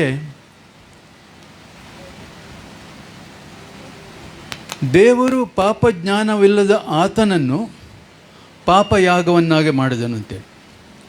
ಪಾಪ ಜ್ಞಾನವಿಲ್ಲದ ಆತನನ್ನು, ಕ್ರಿಸ್ತನನ್ನು, ಆತನ ಪಾಪ ಜ್ಞಾನವೇ ಇರಲಿಲ್ಲ, ಪಾಪಯಾಗವನ್ನಾಗಿ ಮಾಡಿದನು. ಅಂದರೆ ನಮ್ಮೆಲ್ಲರ ಪಾಪವನ್ನು ಅಲ್ಲಿ ಆತನ ಮೇಲೆ ಹಾಕಿದನು ಅಂತ ಹೇಳ್ಬಿಟ್ಟು. ಯಾವುದಕ್ಕೋಸ್ಕರ? ನಾವು ಪಾಪರಾಹಿತ್ಯದ ಒಂದು ಜೀವಿತವನ್ನು ನಡೆಸಬೇಕು ಅಂತ ಉದ್ದೇಶದಿಂದ, ಪಾಪರಾಹಿತ್ಯರಾಗಿರಬೇಕು ಅಂತೇಳಿ. ಪಾಪ ಅನ್ನೋದು ನಮ್ಮಲ್ಲಿ ಇರಲೇಬಾರ್ದು ಅನ್ನೋ ಉದ್ದೇಶಕ್ಕೋಸ್ಕರ ದೇವರು ಯೇಸುವನ್ನು ಭೂಲೋಕಕ್ಕೆ ಕಳಿಸ್ಕೊಟ್ಟು ನಮ್ಮ ಎಲ್ಲ ಪಾಪಗಳನ್ನು, ಅಪರಾಧಗಳನ್ನು ಆತನ ಮೇಲೆ ಹಾಕಿದನು ಅಂತ ಬಿಟ್ಟು ನಾವು ನೋಡ್ತೇವೆ. ನಮ್ಮೆಲ್ಲರ ದೋಷ ಫಲವನ್ನು ಆತನು ಹೊತ್ತುಕೊಂಡನು. ಆತನು ಹೊತ್ತ ಹೊರೆ ನಮ್ಮ ಸಂಕಟವೇ ಹೌದು. ಬ್ಯೂಟಿಫುಲ್. ಐಸಾಯ 53 ಭಾಳ ಮಾತಾಡ್ತದೆ. ಹಲ್ಲೆಲೂಯಾ. ಅಂಥದ್ರಲ್ಲಿ ನಾವು ಪಾಪಿಗಳಾಗಿದ್ದಾದರೆ ನಾವು ಪುನಃ ಏನಾಯಿತು? ನಾವು ಪಾಪರಾಹಿತ್ಯತೆಯನ್ನು ಹೊಂದಿಕೊಂಡ್ವಿ. ಯಾವುದರಲ್ಲಿ? ರೋಮನ್ಸ್ 6 ಮಾತು ಹೇಳ್ತದೆ ಅಲ್ಲಿ.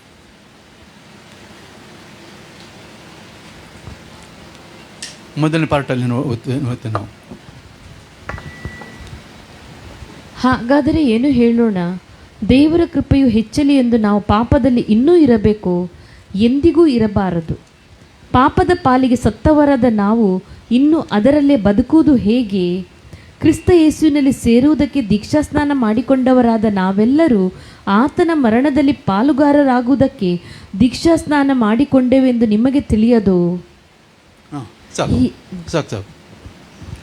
ನಾವು ಪಾಪದ ಪಾಲಿಗೆ ಸತ್ತವರಾದೆವು. ಯಾವಾಗ? ಕ್ರಿಸ್ತ ಯೇಸುವನ್ನು ಅಂಗೀಕರಿಸಿಕೊಂಡಾಗ. ದೀಕ್ಷಾ ಸ್ನಾನದಲ್ಲಿ ಹೂಣಲ್ಪಟ್ಟೆವು. ನಮ್ಮದು ಗೋರಿ ಕೂಡ ಆಗಿ ಹೋಯಿತು. Praise God. ನಮ್ಮ ಗೋರಿ ಕೂಡ ಆಗಿ ಹೋಯಿತು. ಹಾಗಾದರೆ ಇನ್ನೂ ಕೂಡ ಪಾಪದಲ್ಲಿ ಜೀವಿಸೋದು ಹೇಗೆ? Praise God.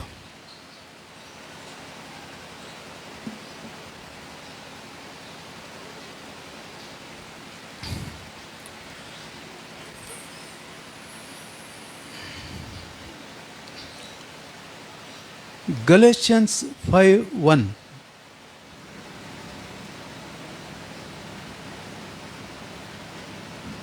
ಗಲಾತ್ಯದವರು ಬರೆದ ಪತ್ರಿಕೆ 5ನೇ ಅಧ್ಯಾಯ 1ನೇ ವಚನ. ಕ್ರಿಸ್ತನು ನಮ್ಮನ್ನು ಸ್ವತಂತ್ರದಲ್ಲಿರಿಸಬೇಕೆಂದು ನಮಗೆ ಬಿಡುಗಡೆ ಮಾಡಿದನು. ಅದರಲ್ಲಿ ಸ್ಥಿರವಾಗಿ ನಿಲ್ಲಿರಿ, ದಾಸತ್ವದ ನೊಗದಲ್ಲಿ ತಿರುಗಿ ಸಿಕ್ಕಿಕೊಳ್ಳಬೇಡಿರಿ.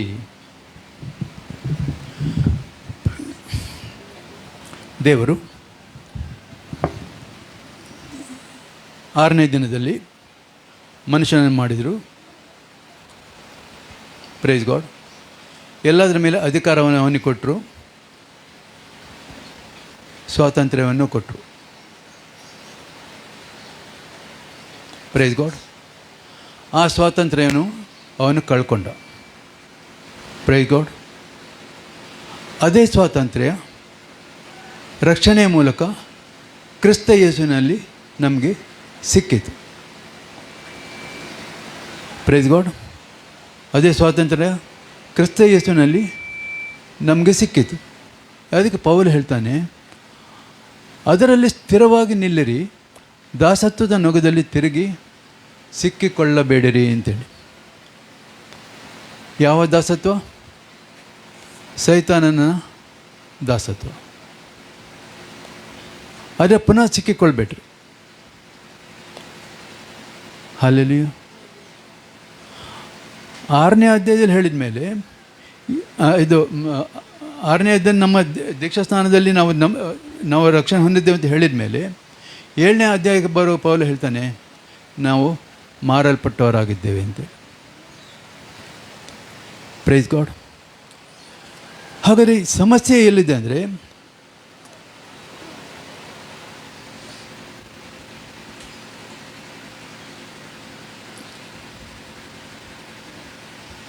ಒಂದು 3 ಸಂಗತಿಗಳು ನಿಮಗೆ ಹೇಳ್ತೇನೆ. ವೃತ್ತಿ, ಪ್ರವೃತ್ತಿ, ನಿವೃತ್ತಿ. ವೃತ್ತಿ ಅಂದ್ರೇನು? ನಾವು ಮಾಡುವಂಥದ್ದು ಉದ್ಯೋಗ, ತಿಳಿದು ಮಾಡುವಂಥದ್ದು. ಪ್ರವೃತ್ತಿ ನಮ್ಮ ಆಲೋಚನೆಯಲ್ಲೋ ಅಥವಾ ಬೇರೆಯವರಿದ್ರಿಂದಲೋ ಆ ಪ್ರೇರೇಪಣೆ ಮೇಲೆ ಮಾಡುವಂಥದ್ದು ಪ್ರವೃತ್ತಿ. ನಿವೃತ್ತಿ ಅಂದರೆ ಅದರಿಂದ ಹೊರಗೆ ಬರುವಂಥದ್ದು, ಅದನ್ನು ಮಾಡದೇ ಇರುವಂಥದ್ದು. Praise God. ಈಗ ಕೆಲವೊಂದು ಪ್ರವೃತ್ತಿಗಳು ಅದು ವೃತ್ತಿಯಾಗಿ ಮಾರ್ಪಡ್ತದೆ. ಒಂದು ಎಕ್ಸಾಂಪಲ್ ಹೇಳಬೇಕಾದ್ರೆ, ಕ್ಲೆಪ್ಟೋಮೇನಿಯಾ ಅಂತೇಳಿ ಅಂದರೆ ಸಿಕ್ಕಿದ್ದನ್ನು ಕತ್ಕೊಳ್ಳುವಂಥದ್ದು. ಸಿಕ್ಕಿದ್ದನ್ನು ಕದ್ದುಕೊಳ್ಳುವಂಥದ್ದು. ಅದು ಕೆಲವರಿಗೆ ಏನಾದರೂ ಅದನ್ನು ಪ್ರವೃತ್ತಿ ಅಷ್ಟೇ, ಕಂಟ್ರೋಲ್ ಮಾಡಲಿಕ್ಕೆ ಆಗೋದಿಲ್ಲ. ಮೇನಿಯಾ ಅಂದರೆ ಆ್ಯಕ್ಚುಲಿ ಅದು ಅನ್ಕಂಟ್ರೋಲೇಬಲ್. ಅದು ಕ್ಲೆಪ್ಟೋಮೇನಿಯಾ ಅಂತ. ಏನೋ ನೋಡಲಿಕ್ಕೆ ಸಿಕ್ಕಿದರೆ ಅದನ್ನು ಹೇಗೋ ಮಾಡಿ ಕದ್ದುಕೊಳ್ಬೇಕು ಅಷ್ಟೇ. ಅದರಿಂದ ಅವ್ರಿಗೊಂದು ತೃಪ್ತಿ. ಆದರೆ ಆ ಪ್ರವೃತ್ತಿಯ ಮತ್ತೆ ಬೆಳೆದರೆ ಏನಾಗ್ತದೆ ಅಂದರೆ ಅದು ಕಳ್ಳತನನ್ನು ವೃತ್ತಿಯಾಗ್ತದೆ. ಸುಳ್ಳು ಹೇಳುವುದು, ಇದ್ಯಾವುದು ಕೂಡ ಏನು ಪವಿತ್ರಾತ್ಮ ಫಲಗಳಲ್ಲ, ನೆನ್ಪಿಟ್ಟುಕೊಳ್ಳಿ. ಕದ್ದುಕೊಳ್ಳೋದಾಗಲಿ, ಸುಳ್ಳು ಹೇಳೋದಾಗಲಿ, ಕುಡಿಯೋದಾಗಲಿ, ಇದೆಲ್ಲ ಪವಿತ್ರಾತ್ಮನ ಫಲಗಳಲ್ಲ. ಸುಳ್ಳು ಹೇಳುವಂಥದ್ದು ಯಾವುದರಿಂದ ಬಚಾವಾಗಲಿಕ್ಕೋಸ್ಕರ ಒಂದು ಸುಳ್ಳು ಹೇಳೋದು, ಒಂದು ಸಣ್ಣ ಸುಳ್ಳು. ಆ ಒಂದು ಸುಳ್ಳು ತನ್ನನ್ನು ಸಮರ್ಥಿಸಿಕೊಳ್ಳುವುದಕ್ಕೋಸ್ಕರ 100 ಸುಳ್ಳುಗಳನ್ನು ಹೇಳಿಸ್ತದೆ. ದೇವರ ವಾಕ್ಯ ಏನು ಹೇಳ್ತದೆ? ಸುಳ್ಳು ಹೇಳಬಾರ್ದು. ದಶಾಜ್ಞೆಗಳಲ್ಲಿ ಸುಳ್ಳು ಹೇಳಬಾರ್ದು. ಆದರೆ ನಾವೇನು ಮಾಡ್ತೇವೆ? ಕೆಲವೊಂದು ಸಂಗತಿಗಳಿಗೋಸ್ಕರ ನಾವು ಸಣ್ಣ ಸಣ್ಣ ಸುಳ್ಳು ಅಂತ ಹೇಳ್ಬಿಟ್ಟು ತಪ್ಪಿಸ್ಕೊಳ್ತೇವೆ.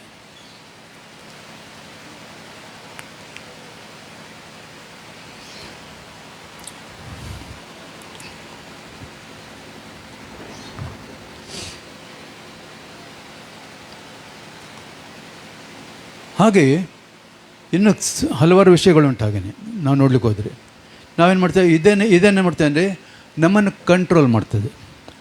ನಮ್ಮನ್ನು ಕಂಟ್ರೋಲ್ ಮಾಡಿದ್ರೆ ಅರ್ಥ ಏನು?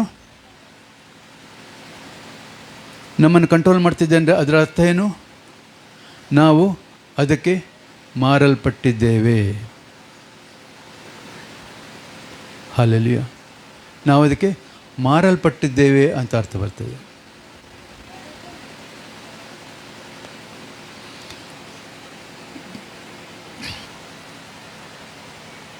ಇರಲಿ, ಇನ್ನೊಂದು ಸಂಗತಿ ಉಂಟು, ಸ್ವಲ್ಪ ಸೀರಿಯಸ್ ಮಾತ್ರ, ಇನ್ನು ಸ್ವಲ್ಪ ಇದಕ್ಕಿಂತ ಸೀರಿಯಸ್. ನಂಬಿಕೆ ಅಂದ್ರೇನು?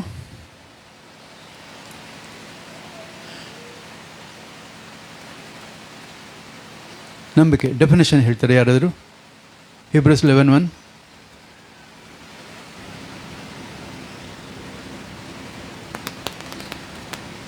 ನಂಬಿಕೆಯು ನಾವು ನಿರೀಕ್ಷಿಸುವವುಗಳ ವಿಷಯವಾಗಿ ಭರವಸೆದಿಂದಿರುವುದು, ಕಣ್ಣಿಗೆ ಕಾಣೋದನ್ನು ನಿಜವೆಂದು ತಿಳಿದುಕೊಳ್ಳುವುದು ಆಗಿದೆ ಅಲ್ವಾ? ನಾವು ನಿರೀಕ್ಷಿಸುವಂಥ ವಿಷಯಗಳಲ್ಲಿ ನಾವು ಭರವಸೆದಿಂದಿರುವಂಥದ್ದು ನಂಬಿಕೆ. ಹಲ್ಲೆಲೂಯ. ನಂಬಿಕೆದು ವಿರೋಧ ಪದ ಯಾವುದು ಗೊತ್ತಾ?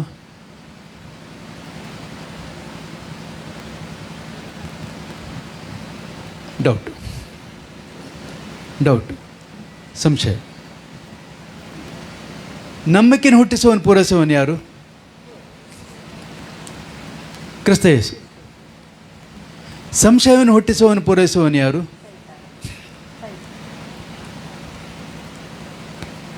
Praise God. ನೋಡಿ, ಭಾಳ ನೋಡಲಿಕ್ಕೆ ಭಾಳ ನಮಗೆ ಹೀಗೆ ನಾವು ಹೇಳುವಾಗ ಸ್ವಲ್ಪ ನಗು ಕೂಡ ಬರ್ಬೋದು, ಬಟ್ ಇಟ್ಸ್ ಟ್ರೂತ್, ಅದು ಸತ್ಯ. ನಂಬಿಕೆಯನ್ನು ಹುಟ್ಟಿಸುವವನು ಪೂರೈಸುವವನು ಯೇಸು, ಸಂಶಯವನ್ನು ಹುಟ್ಟಿಸುವವನು ಪೂರೈಸುವವನು ಸೈತಾನನು. ಅವು ಎಲ್ಲಿ ಸ್ಟಾರ್ಟ್ ಮಾಡಿದ? ಏನವ ಅಂತ ಹೇಳ್ಕೊಂಡೇ ಸ್ಟಾರ್ಟ್ ಮಾಡಿದ.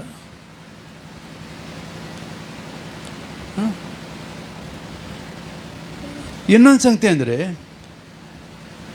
ನಾವು ಈ ಡೆಫಿನೇಷನ್ ಅದು ಇಂಗ್ಲೀಷ್ ಟ್ರಾನ್ಸ್ಲೇಷನ್ ನೋಡ್ಲಿಕ್ಕೆ ಹೋದರೆ Hebrews 11:1 ಇದು, ಅದು 1 ವರ್ಷನಲ್ಲಿ ಹೀಗೆ ಹೇಳ್ತದೆ,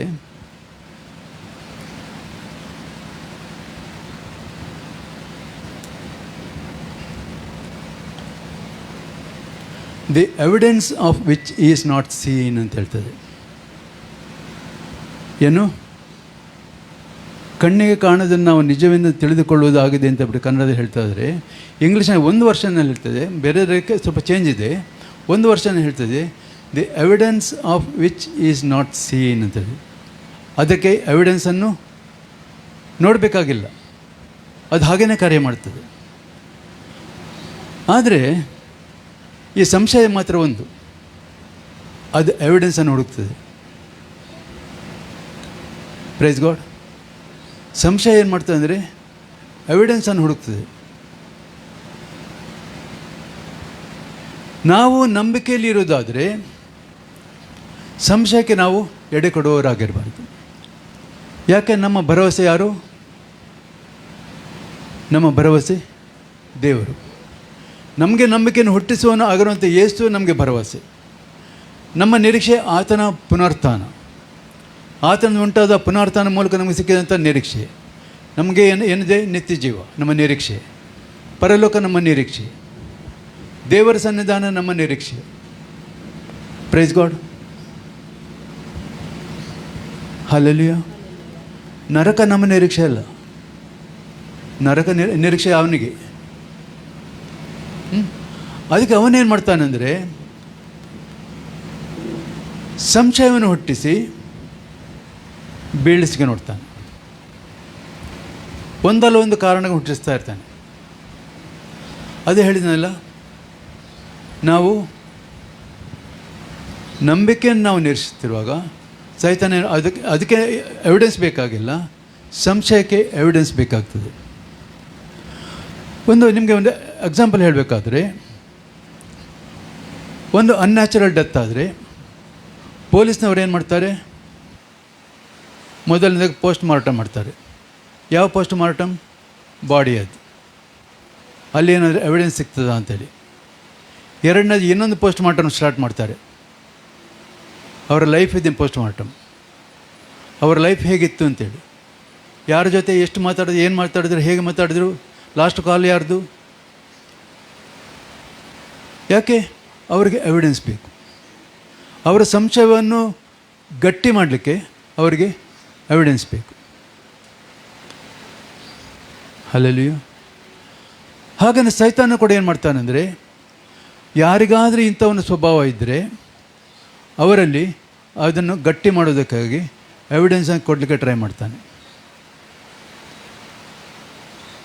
ಸಾಮಾನ್ಯವಾಗಿ ಸಂಶಯ ಸ್ವಭಾವದವರು ಎವಿಡೆನ್ಸ್ ಹುಡುಕ್ತಾನೆ ಇರ್ತಾರೆ, ಆದರೆ ಸೈತಾನ ಏನು ಮಾಡ್ತಾನೆ? ಎವಿಡೆನ್ಸ್ ಕೊಡಲಿಕ್ಕೇ ಟ್ರೈ ಮಾಡ್ತಾನೆ. ಆದರೆ ಭಾಳ ದುಃಖದ ವಿಷಯ ಅಂದರೆ, ಒಂದು ವೇಳೆ ಸೈತಾನ ತನ್ನ ಇದರಲ್ಲಿ ಸಕ್ಸಸ್ ಆದರೆ ಅಲ್ಲಿಗೆ ಹಾಳಾಯ್ತಲ್ಲ. ಯಾಕೆ? ಲೈಫ್ ಹಾಳಾಗ್ತದೆ. ಯಾಕೆ ನಾನು ಈ ಸಂಗತಿಯನ್ನು ಹೇಳ್ತೇನೆ ಅಂದರೆ, ಎಷ್ಟೋ ಸಂಗತಿಗಳು ನಮಗೆ ಗೋಚರಕ್ಕೆ ಬರ್ತದೆ. ನಾವು ಕ್ರಿಸ್ತ ಯೇಸುವಿನಲ್ಲಿ ಪ್ರತಿಷ್ಠಿತರು, ದೇವಜನರಾಗುವುದಕ್ಕೆ ಕರೆಯಲ್ಪಟ್ಟವರು. ನಮ್ಮಲ್ಲಿ ಕ್ರಿಸ್ತನ ಸ್ವಭಾವ ಬರಬೇಕಾಗಿದೆ. ನಾವು ಒಂದು ಸಭೆಯಾಗಿದ್ದೇವೆ, ಒಂದು ಕುಟುಂಬವಾಗಿದ್ದೇವೆ, ನಾವು ಒಂದಾಗಿದ್ದೇವೆ. ನಾವು ಈಗ ಸ್ವಲ್ಪ ಹೊತ್ತನ್ನು ತೆಗೆದುಕೊಳ್ಳುವಂತೆ ಈ ರೊಟ್ಟಿಯಲ್ಲಿ ಕೂಡ ಏನು ಹೇಳ್ತಾ ಅಂದರೆ, ಒಂದು ರೊಟ್ಟಿಯು ಅನೇಕವಾಗಿರುವ ಹಾಗೆ ಅನೇಕರಾಗಿದ್ದಂಥ ನಾವು ಒಂದಾಗಬೇಕು ಎಂಬುದಕ್ಕಾಗಿ ದೇವರು ಇದನ್ನು ನಮಗೋಸ್ಕರ ಸ್ಥಾಪಿಸಿದ್ದಾರೆ ಅಲ್ವಾ. ನಾನು ಹೇಳ್ತಾ ಇರ್ತೇನೆ, ಏನು ಜಿಕ್ಸಾ ಪಜಲ್ನಲ್ಲಿ ಬೇರೆ ಬೇರೆ ಪೀಸ್ಗಳಿರ್ತದೆ. ಎಲ್ಲ ಸೇರಿಸ್ಕೊಂಡ ಮೇಲೆ ಅದೊಂದು ಆಕಾರಕ್ಕೆ ಬರ್ತದೆ, ಒಂದು ಆಕಾರವನ್ನು ತೋರಿಸ್ತದೆ. ಹಾಗೆಯೇ ಈ ಒಂದು ರೊಟ್ಟಿ ಏನಾಗಿರ್ತದೆ ಅಂದರೆ, ಜಿಕ್ಸಾ ಪಜಲ್ನಾಗೆ ಒಂದೊಂದು ಪೀಸ್ಗಳಾಗಿ ನಮ್ಮ ಒಳಗೆ ಹೋಗ್ತದೆ. ನೆನ್ಪಿಟ್ಟುಕೊಳ್ಳಿ, ಒಂದೊಂದು ಪೀಸ್ ಕೂಡ ರೊಟ್ಟಿ ನಾವು ತೆಗೆದುಕೊಳ್ಳುವಂಥದ್ದು ಅದು ನಮ್ಮ ಒಳಗೆ ಹೋಗ್ತದೆ. ಈಗ ಅದೆಲ್ಲ ಕೂಡ ಒಂದೇ ರೊಟ್ಟಿ ಆಗಬೇಕು, ಇದು ದೇವರ ಬಯಕೆ. ಏನಾಗಬೇಕು? ನಾವೇನಾಗಬೇಕು? ನಾವು ಕೂಡ ಒಂದಾಗಿ ಬರಬೇಕು. ಅಲ್ಲಿ ಅದು ಪೀಸ್ ಸ್ವಲ್ಪ ದೊಡ್ಡದು, ಸ್ವಲ್ಪ ಸಣ್ಣದು ಅಂತ ಪಡಿ ಹೆಚ್ಚು ಕಡಿಮೆ ಏನು ಮಾತಾಡಲಿಕ್ಕಿಲ್ಲ. ಅಲ್ಲಲ್ಲಿಯೋ ನಾವೇನಾಗಬೇಕಾಗ್ತದೆ? ನಾವೆಲ್ಲರೂ ಕೂಡ ಒಂದಾಗಬೇಕು. ನಾವು ಕಮ್ಮಿಯನ್ನು ತಗೊಳ್ಳಿದ್ರೆ ಅರ್ಥ ಇದೆ, ಸಿಂಪಲ್ ಥಿಂಗ್. ದೇವರು ನಮಗೆ ಈ ಕಮ್ಯುನಿಯನ್ ಅನ್ನೋದು ಯಾಕೆ ಕೊಟ್ಟಿದ್ದಾರೆ ಅಂದರೆ, ನಾವು ಹೀಗೆ ಒಂದಾಗಿರಬೇಕು ಅಂತೇಳಿ. ಆಗ್ತಾನೆ ಹೇಳಿದೆ ನಾನು ಮೊದಲನೇದಾಗಿ, ನಾನು ಒಬ್ಬನಾಗಿ ಒಂದು ಸಭೆ, ಯಾಕಂದರೆ ಕ್ರಿಸ್ತ ಯೇಸುವಿನಲ್ಲಿ ಪ್ರತಿಷ್ಠಿತನು. ಎರಡನೇದು ಕುಟುಂಬವಾಗಿ ಒಂದು ಸಭೆ ನಮ್ಮ ಮನೆಯಲ್ಲಿ. ಮೂರನೇದಾಗಿ ಈ ಸಭೆಯಲ್ಲಿ ನಾವು ಸೇರಿ ಬಂದು ನಾವು ಒಂದು ಸಭೆ ಅಂದರೆ ಇದೊಂದು ದೊಡ್ಡ ಕುಟುಂಬ. ಒಂದು ಸಂದರ್ಭದಲ್ಲಿ ನಾನು ಅಧರ್ಮ ಸ್ವರೂಪನ ವಿಷಯದಲ್ಲಿ ಮಾತನಾಡಲಿಕ್ಕೆ ಹೋಗುವಾಗ ನನಗೆ ಈ ಸಂಗತಿ ನನಗೆ ಪ್ರಕಟ ಆಯಿತು. ಅಧರ್ಮ ಸ್ವರೂಪನ ಕಾರ್ಯ ಮಾಡ್ತಾನೆ, ಗುಪ್ತವಾಗಿ ಕಾರ್ಯ ಮಾಡ್ತಾ ಇರ್ತಾನೆ. ಅವನು ಮುಂದಕ್ಕೆ ಪ್ರಕಾಶಕ್ಕೆ ಬರ್ತಾನೆ. ಆಗ ಏನಾಗ್ತಾನೆ ಅಂದರೆ, ಎಲ್ಲ ಕೂಡ ಒಂದು ಅವನ ರಾಜ್ಯವೇ ಆಗಿಬಿಡ್ತದೆ. ಆದರೆ ಆತನ ಆ ಸಭೆಯಲ್ಲಿ ಕೂತ್ಕೊಳ್ಬೇಕು ಅಂತ ಹೇಳಿದ್ರೆ ಮೊದಲು ಎಲ್ಲಿಂದ ಸ್ಟಾರ್ಟ್ ಆಗ್ತದೆ? ವೈಯಕ್ತಿಕವಾಗಿ ನಮ್ಮ ಲೈಫಲ್ಲಿ. ಅಧರ್ಮ ಸ್ವರೂಪನ ಕಾರ್ಯ ಎಲ್ಲಿಂದ ಸ್ಟಾರ್ಟ್ ಆಗ್ತದೆ? ವೈಯಕ್ತಿಕವಾಗಿ ಒಬ್ಬ ವಿಶ್ವಾಸ ಲೈಫಲ್ಲಿ. ಎರಡನೇದಾಗಿ ಕುಟುಂಬದಲ್ಲಿ, ಮೂರನೇದಾಗಿ ಸಭೆಯಲ್ಲಿ, ಆಮೇಲೆ ನಾಲ್ಕನೇದಾಗಿ ಈ ವರ್ಲ್ಡ್ ಚರ್ಚಲ್ಲಿ. Praise God. ಆದರೆ ದೇವರು ಬಯಸುವಂಥದ್ದು ಅದು ನಮಗಾಗಿಟ್ಟದಲ್ಲ, ನಮ್ಮ ಒಳಗಿಂದ. ಇನ್ನು ಸ್ವಲ್ಪ ದಿವಸ ನಾವು ನೋಡ್ಲಿಕ್ಕೆ ಹೋಗ್ತೇವೆ ಕ್ರಿಸ್ತ ಜಯಂತಿಯನ್ನು. ನಮ್ಮ ಒಳಗಿಂದ ಒಬ್ಬ ಕ್ರಿಸ್ತನ ಹುಟ್ಟಿ ಬರಬೇಕು ಅಂತ ದೇವರು ನೋಡ್ತಾರೆ. ಮೇರಿಗೆ ಒಂದು ಪ್ರಾಮಿಸ್ ಮಾಡ್ತಾನೆ. ಯಾರು? ಗಬ್ರಿಯೇಲ ಬಂದು, ಪವಿತ್ರಾತ್ಮನ ನೆರಳು ನಿನ್ನ ಮೇಲೆ ಬರುವುದು, ನೀನು ಒಬ್ಬ ಮಗನನ್ನು ಹೆರುವಿ, ಅವನಿಗೆ ಯೇಸು ಎಂದು ಹೆಸರಿಡಬೇಕು. Praise God. ಈಗ ನಾವು ಕ್ರಿಸ್ತನಲ್ಲಿ ಹೊಸ ಸೃಷ್ಟಿಯಾಗಿ ನಾವು ಹುಟ್ಟಿದ್ದೇವೆ. ನಮಗೆ ಪವಿತ್ರಾತ್ಮನು ಕೊಡಲ್ಪಟ್ಟಿದೆ. ಪವಿತ್ರಾತ್ಮನ ನಮ್ಮೊಳಗಿರುವಾಗ ನಮ್ಮೊಳಗಿಂದ ದೇವರಿಗೆ ಬೇಕಾಗಿರುವಂಥ ಒಬ್ಬ ಯೇಸು ಬರಬೇಕು. ಅರ್ಥ ಆಗ್ತಾ ಇದೆಯಾ? ನಮ್ಮೊಳಗಿಂದ ಅಂದರೆ ಸಭೆಯಾಗಿ ನಾವು ಎಲ್ಲರೂ ಕೂಡ ಒಂದಾಗಿರುವಾಗ, ನಾನು ರೊಟ್ಟಿಯನ್ನು ಎಕ್ಸಾಂಪಲ್ ಕೊಟ್ಟೆ. ಸಭೆಯಾಗಿ ನಾವು ಎಲ್ಲರೂ ಕೂಡ ಒಂದಾಗಿರುವಾಗ ನಮ್ಮ ಒಳಗಿಂದ ಏಕ ಮನಸ್ಸಿನಿಂದ ಒಬ್ಬ ಯೇಸು ಬರಬೇಕು.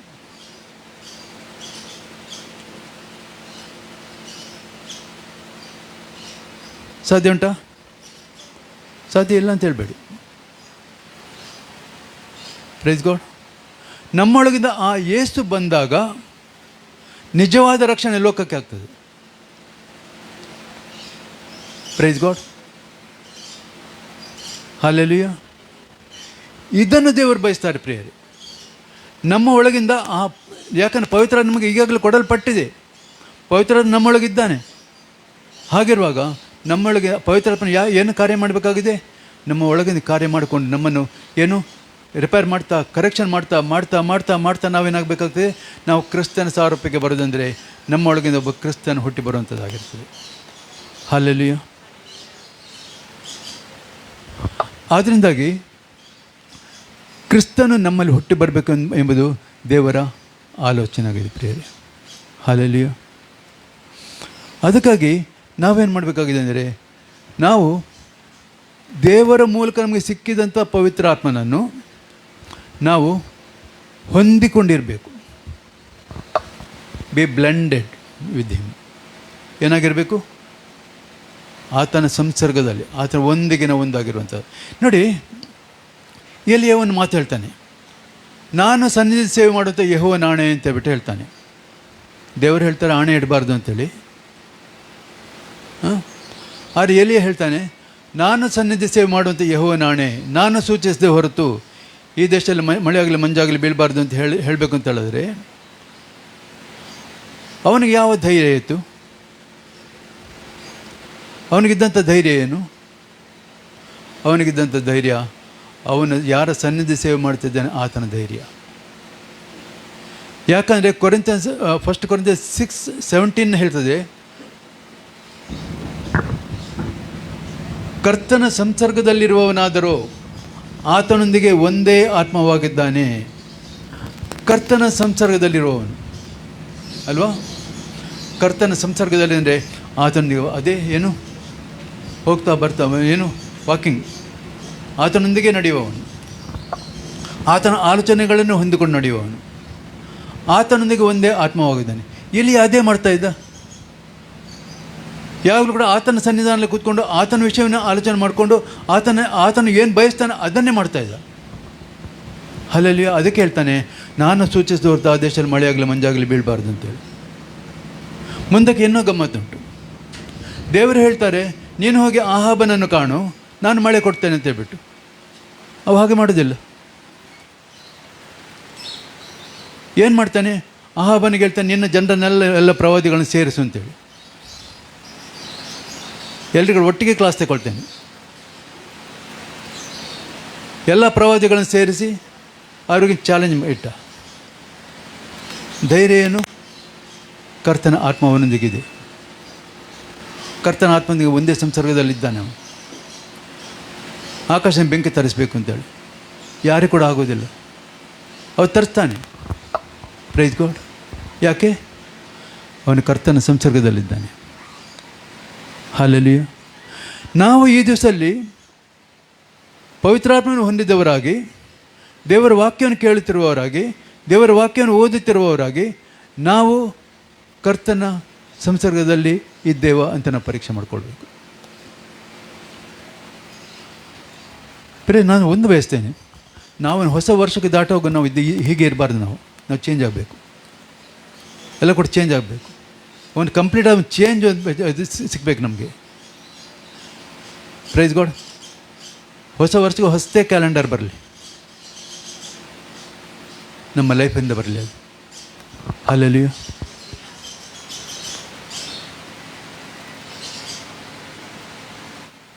ಅದರಿಂದಾಗಿ ಯಾರಲ್ಲಿ ಆದರೂ ಯಾವ ವಿಷಯದಲ್ಲಿ, ಈಗ ಮತ್ತೆ ಇನ್ನೊಂದು ದಿವಸ ಹೇಳ್ತೇನೆ.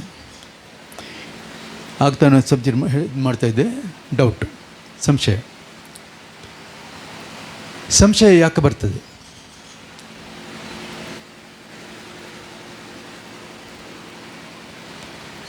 ಮೊದಲನೇದಾಗಿ ಈಗೋ,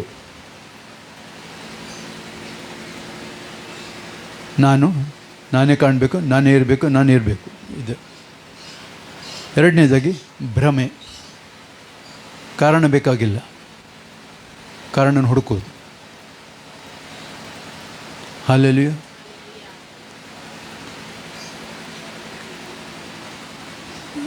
ಅದರಿಂದಾಗಿ ಪ್ರಿಯರೇ, ನಾನು ಆ ವಿಷಯ ಸ್ವಲ್ಪ ಒಂಚೂರು ಇದು ಮಾಡ್ಬೇಕಂತ ಯಾಕೆ ಬೇಡ ಅಂತ ಅನಿಸಿದೆ. ನಾವು ಏನಾಗಬೇಕಂದ್ರೆ, ನಾವು ಕರ್ತನ ಸನ್ನಿಧಾನದಲ್ಲಿರುವವರು, ದೇವರನ್ನು ಆತುಕೊಂಡಿರುವವರು, ದೇವರನ್ನು ಮುಂದಿಟ್ಟುಕೊಂಡು ನಡೆಯುವವರು. ನಮ್ಮ ಜೀವಿತ ನಂಬಿಕೆಯ ಜೀವಿತ, ನಮ್ಮ ನಡೆ ನಂಬಿಕೆಯ ನಡೆ, ನಮ್ಮ ಹೆಜ್ಜೆ ನಂಬಿಕೆಯ ಹೆಜ್ಜೆ, ನಮ್ಮ ಹೆಜ್ಜೆ ಕ್ರಿಸ್ತನೊಂದಿಗೆ. ಹಲ್ಲೆಲೂಯಾ. ನಾವು ಕ್ರಿಸ್ತನೊಂದಿಗೆ ನಡೆಯುವವರಾದರೆ ಸೈತಾನಿಗೆ ಸಂಬಂಧಪಟ್ಟದ್ದಕ್ಕೆ ನಮಗೂ ಯಾವುದೇ ಕನೆಕ್ಷನ್ ಇಲ್ಲ, ನಾವು ಮಾರಲ್ಪಡುವುದೂ ಇಲ್ಲ. Praise God. ಒಂದು ವೇಳೆ ಸಿ ಡಿಸ್ಕ್ ಫಾರ್ಮೆಟ್ ಆಗಿರ್ಬೋದು, ಆಗಿದೆ, ಹೌದು. ಬೇರೆ ಡಿಸ್ಕ್ಗಳಲ್ಲಿ ಏನಿದೆ ಅದು ನಮಗೆ ಬೇಕಾಗಿಲ್ಲ. Praise God. ಅದನ್ನು ಪ್ಲೇ ಮಾಡಲಿಕ್ಕೆ ಹೋಗೋದಿಲ್ಲ. ಹಲ್ಲೆಲೂಯಾ. ಹಾಗೇನಂತಂದರೆ ಒಂದು ಪರಿಪೂರ್ಣವಾದ ಅಂತ ನನಗೆ ಚಿಕ್ಕನ ಹೇಳಿದೆ ಅಲ್ಲ, ನನ್ನ ಕಲ್ಪನೆ ಇತ್ತು, ಸ್ವರ್ಗೀಯ ಕಲ್ಪನೆ. ನನಗೆ ಹೀಗೇನೇ ಇರಬೇಕು ಅಂತ, ಇಂಥದ್ದನ್ನು ನೋಡಬೇಕು ನಾನು ಅಂತೇಳಿ. Praise God. ಅದಕ್ಕೆ ನಾನು ಎಷ್ಟೆಲ್ಲ ಕಲ್ತ್ಕೊಂಡು ಹೋದೆ ನಾನು, ಏನೋ ಅದನ್ನು ನಂಗೆ ಸಿಕ್ಕಬೇಕು ಅಂತೇಳಿ. ಆದರೆ ದೇವರು ನಂಗೆ ಮಾತನಾಡಿದ ಇದರಲ್ಲಿ. ನಾನು ಆಗ್ತಾನೆ ಹೇಳಿದೆಲ್ಲ ವಾಕ್ಯ, ಪಾಪ ಜ್ಞಾನವಿಲ್ಲದ ಆತನನ್ನು ನಮಗೋಸ್ಕರ ಪಾಪ ಯಾಗವನ್ನಾಗ ಮಾಡಿದನು. ಅದರೊಂದಿಗೆ ನನಗೇನಾಯಿತು, ಆ ಒಂದು ಕನೆಕ್ಷನ್ ನನಗೆ ಪುನಃ ಸ್ಥಾಪನೆ ಆಯಿತು. Praise God. ಅದರಿಂದ ಪ್ರಿಯರೇ, ನಾವು ಕ್ರಿಸ್ತನಲ್ಲಿ ಇರುವವರಾಗಿರೋದ್ರಿಂದಾಗಿ ನಾವು ಯಾವಾಗಲೂ ಕೂಡ ಪರೀಕ್ಷೆ ಮಾಡ್ತಾ ಇರಬೇಕು. ಪ್ರತಿ ದಿವಸ ನಮ್ಮನ್ನು ಪರೀಕ್ಷೆ ಮಾಡ್ತಾ ಇರಬೇಕು. ನಾನು ಏನಾಗಿದ್ದೇನೆ, ಹೇಗಿದ್ದೇನೆ ಅನ್ನೋದನ್ನು ನಾನು ಹೇಗೆ ವಿವೇಚಿಸ್ಕೊಳ್ಬೇಕಂದ್ರೆ, ನನ್ನನ್ನು ನಾನು ಇನ್ನೊಬ್ಬರ ದೃಷ್ಟಿಯಲ್ಲಿ ನೋಡಬೇಕು. ಸ್ವಲ್ಪ ಕಷ್ಟ. Praise God. ಸ್ವಲ್ಪ ಕಷ್ಟ. ಹೇಗೆ? ಇಂಗ್ಲೀಷಿನಲ್ಲಿ ಮಾತು ಹೇಳ್ತದೆ, to put your foot in third man shoes. ಇನ್ನೊಬ್ಬನ, ಮೂರನೇ ವ್ಯಕ್ತಿಯ ಶೂಸಲ್ಲಿ ನಿನ್ನ ಕಾಲು ಹಾಕಿ ನೋಡು. ಅಂದರೆ ಅವನು ಏನು ಆಲೋಚನೆ ಮಾಡ್ತಾನೆ ಹಾಗೆಯೇ ನೋಡು. ಅವನ ಪ್ರಾಬ್ಲಮ್ ಏನಿದೆ ಅದನ್ನು ನೀನು ಅನುಭವಿಸು. ಅವನ ಕಷ್ಟ ಏನಿದೆ ಅದನ್ನು ನೀನು ತಿಳಿದುಕೋ. ಸುಮ್ಮನೆ ಕಮೆಂಟ್ ಮಾಡಬೇಡ. ನಾನು ಲಶೋನ್ ಹರ ಬಗ್ಗೆ ಹೇಳಿದ್ದೆ ಹಿಂದೆ. ಲಶೋನ್ ಹರ ಹಿಬ್ರೂ ವರ್ಡ್ ಅಂದರೆ ಕಮೆಂಟ್ ಮಾಡೋದು, ಮಾತನಾಡೋದು, ಇದು ಮಾಡೋದು, ಇನ್ನೊಬ್ಬರಿಗೆ ನೋವನ್ನುಂಟು ಮಾಡುವಂಥದ್ದು, ಅವರಿಗೆ ನಷ್ಟವಾಗೋ ಹಾಗೆ ಮಾಡುವಂಥದ್ದು, ಇದೆಲ್ಲವೂ ಕೂಡ ದೇವರು ಹೇಗೆ ಕನ್ಸಿಡರ್ ಮಾಡ್ತಾರೆ ಅಂದರೆ, it is equal to murder. ಜೊತೆಗೆ ನೆನಪಿದೆ. Praise God. ಅದು ಒಂದು ಮರ್ಡರ್ಗೆ ಈಕ್ವಲ್ ಆಗಿದೆ. ನಾವು ಪುನಃ ಹೇಬೆಲ್ ನಾನು ಕೊಲ್ಲಿಕ್ಕೆ ಹೋಗೋದು ಬೇಡ. ಹೇಬೆಲನ್ನು ನಾವು ಪುನಃ ಸಾಯಿಸ್ಲಿಕ್ಕೆ ಹೋಗೋದು ಬೇಡ. ನಮ್ಮ ಜೀವಿತ ಒಂದು ಬದಲಾದ ಜೀವಿತವಾಗಲಿ. Price God. ಹಲ್ಲೆಲೂಯಾ. ಅದರಿಂದಾಗಿ ಇನ್ನು ಮುಗಿಸ್ಲಿಕ್ಕೆ ಹೋಗ್ತಾನೆ. ಅದೇ ರೋಮನ್ಸ್ 7ನಲ್ಲಿ 24 8 ತನಕ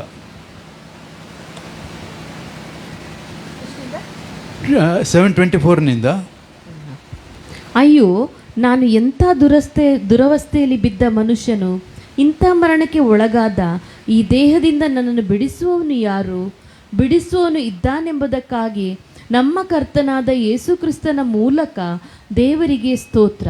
ಹೀಗಿರಲಾಗಿ ನನ್ನಷ್ಟಕ್ಕೆ ನಾನೇ ಮನಸ್ಸಿನಿಂದ ದೇವರ ನಿಯಮಕ್ಕೆ ಆಳಾಗಿಯೂ ಶರೀರ ಭಾವದಿಂದ ಪಾಪ ಎಂಬ ನಿಯಮಕ್ಕೆ ಆಳಾಗಿಯೂ ನಡ್ಕೊಳ್ಳುವವನಾಗಿದ್ದೇನೆ. ಮುಂದೆ ಆದದರಿಂದ ಕ್ರಿಸ್ತ ಯೇಸುವಿನಲ್ಲಿರುವವರಿಗೆ ಅಪರಾಧ ನಿರ್ಣಯವು ಈಗ ಇಲ್ಲವೇ ಇಲ್ಲ. ಯಾಕಂದರೆ ಜೀವವನ್ನುಂಟು ಮಾಡುವ ಪವಿತ್ರಾತ್ಮನಿಂದಾದ ನಿಯಮವು ನಿನ್ನನ್ನು ಪಾಪ ಮರಣಗಳಿಗೆ ಕಾರಣವಾದ ನಿಯಮದಿಂದ ಕ್ರಿಸ್ತ ಯೇಸುವಿನ ಮೂಲಕ ಬಿಡಿಸಿತು. ಧರ್ಮಶಾಸ್ತ್ರವು ನಮ್ಮ ಶರೀರಾಧೀನ ಸ್ವಭಾವದ ನಿಮಿತ್ತ ನಿರ್ಬಲವಾಗಿ ಯಾವ ಕೆಲಸವನ್ನು ಮಾಡಲಾರದೆ ಇತ್ತೋ ಅದನ್ನು ದೇವರೇ ಮಾಡಿದನು. ಏನೆಂದರೆ ಆತನು ಪಾಪ ನಿವಾರಣೆಗಾಗಿ ತನ್ನ ಮಗನನ್ನು ಪಾಪಾಧೀನವಾದ ನರಭಾವದ ರೂಪದಲ್ಲಿ ಕಳುಹಿಸಿಕೊಟ್ಟು ನರಭಾವದಲ್ಲಿಯೇ ಪಾಪಕ್ಕೆ ಮರಣದಂಡನೆಯನ್ನು ವಿಧಿಸಿದನು.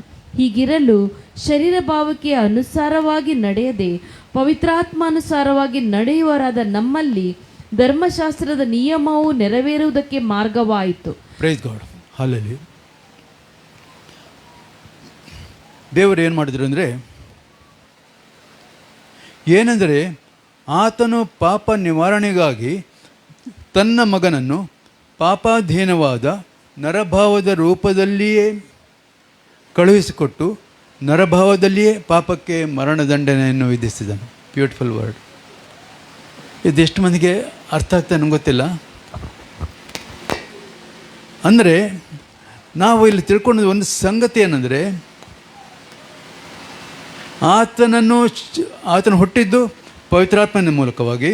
ಆತನ ಜೀವಿತದಲ್ಲಿ ಒಂದೇ ಒಂದು ಪಾಪವನ್ನು ಮಾಡಲಿಲ್ಲ. ಆತನ ಹುಟ್ಟಿನಲ್ಲಿ ಯಾವುದೇ ಪಾಪ ಇರಲಿಲ್ಲ. ಆದರೆ ಕೊನೆಯ ಭಾಗಕ್ಕೆ ಬರುವಾಗ ಆ ಪಾತ್ರೆಯನ್ನು ತೆಗೆದುಕೊಂಡಾಗ ಪಾಪವು ಆತನ ಸಂಪೂರ್ಣವಾಗಿ ಆವರಿಸಿಕೊಂಡಿತ್ತು. ಅಲ್ಲಿ ತನಕ ಅಪ್ಪ ತಂದೆ ಅಪ್ಪ ಅಪ್ಪ ಅಪ್ಪ ಅಂತ ಹೇಳ್ತಿದ್ದ ಯೇಸು, ನಂತರ ಹೇಳ್ತಾರೆ ಶಿಲುಬೆಯಲ್ಲಿ, ನನ್ನ ದೇವರೇ ನನ್ನ ದೇವರೇ ಯಾಕೆ ನನ್ನ ಕೈ ಬಿಟ್ಟಿದ್ದಿ ಅಂತ ಹೇಳ್ತಾರೆ. ಯಾಕೆ? ಅಲ್ಲಿ ಅಪ್ಪನಿಗೂ ಮಗನಿಗೂ ಆ ಒಂದು ಕನೆಕ್ಷನ್ ಕಟ್ಟಾಯಿತು. ಯಾಕಂದರೆ ಆತ ಈಗ ಸಂಪೂರ್ಣವಾಗಿ ನರಭಾವವಾಗಿ, ಸಂಪೂರ್ಣವಾದ ಪಾಪವಾಗಿ, ಯೆಶಾಯದಲ್ಲಿ ಹೇಳ್ತಾರಲ್ಲ, ನಮ್ಮೆಲ್ಲರ ದೋಷ ಫಲವನ್ನು ಯೆಹೋವನು ಆತನ ಮೇಲೆ ಹಾಕಿದನು. ಸಂಪೂರ್ಣವಾಗಿ ಆತನ ಪಾಪವೇ ಆಗಿ, ಇದನ್ನು ನಾವು ನೆನಪಿಟ್ಟುಕೊಳ್ಬೇಕು. ಶಿಲುಬೆಯಲ್ಲೇ ತನ್ನನ್ನು ಕೊಟ್ಟನು. ಸಂಪೂರ್ಣವಾಗಿ ಪಾಪವಾಗಿ ಆತನ ಶಿಲುಬೆಯಲ್ಲಿ ತನ್ನನ್ನು ಕೊಟ್ಟನು. ಅಂದರೆ ಶಿಲುಬೆಯಲ್ಲಿ ಏನು ಸತ್ತಿದೆ ಗೊತ್ತಾ? ನನ್ನ ಪಾಪ. ಶಿಲುಬೆಯಲ್ಲಿ ಸತ್ತದ್ದು ನನ್ನ ಪಾಪ.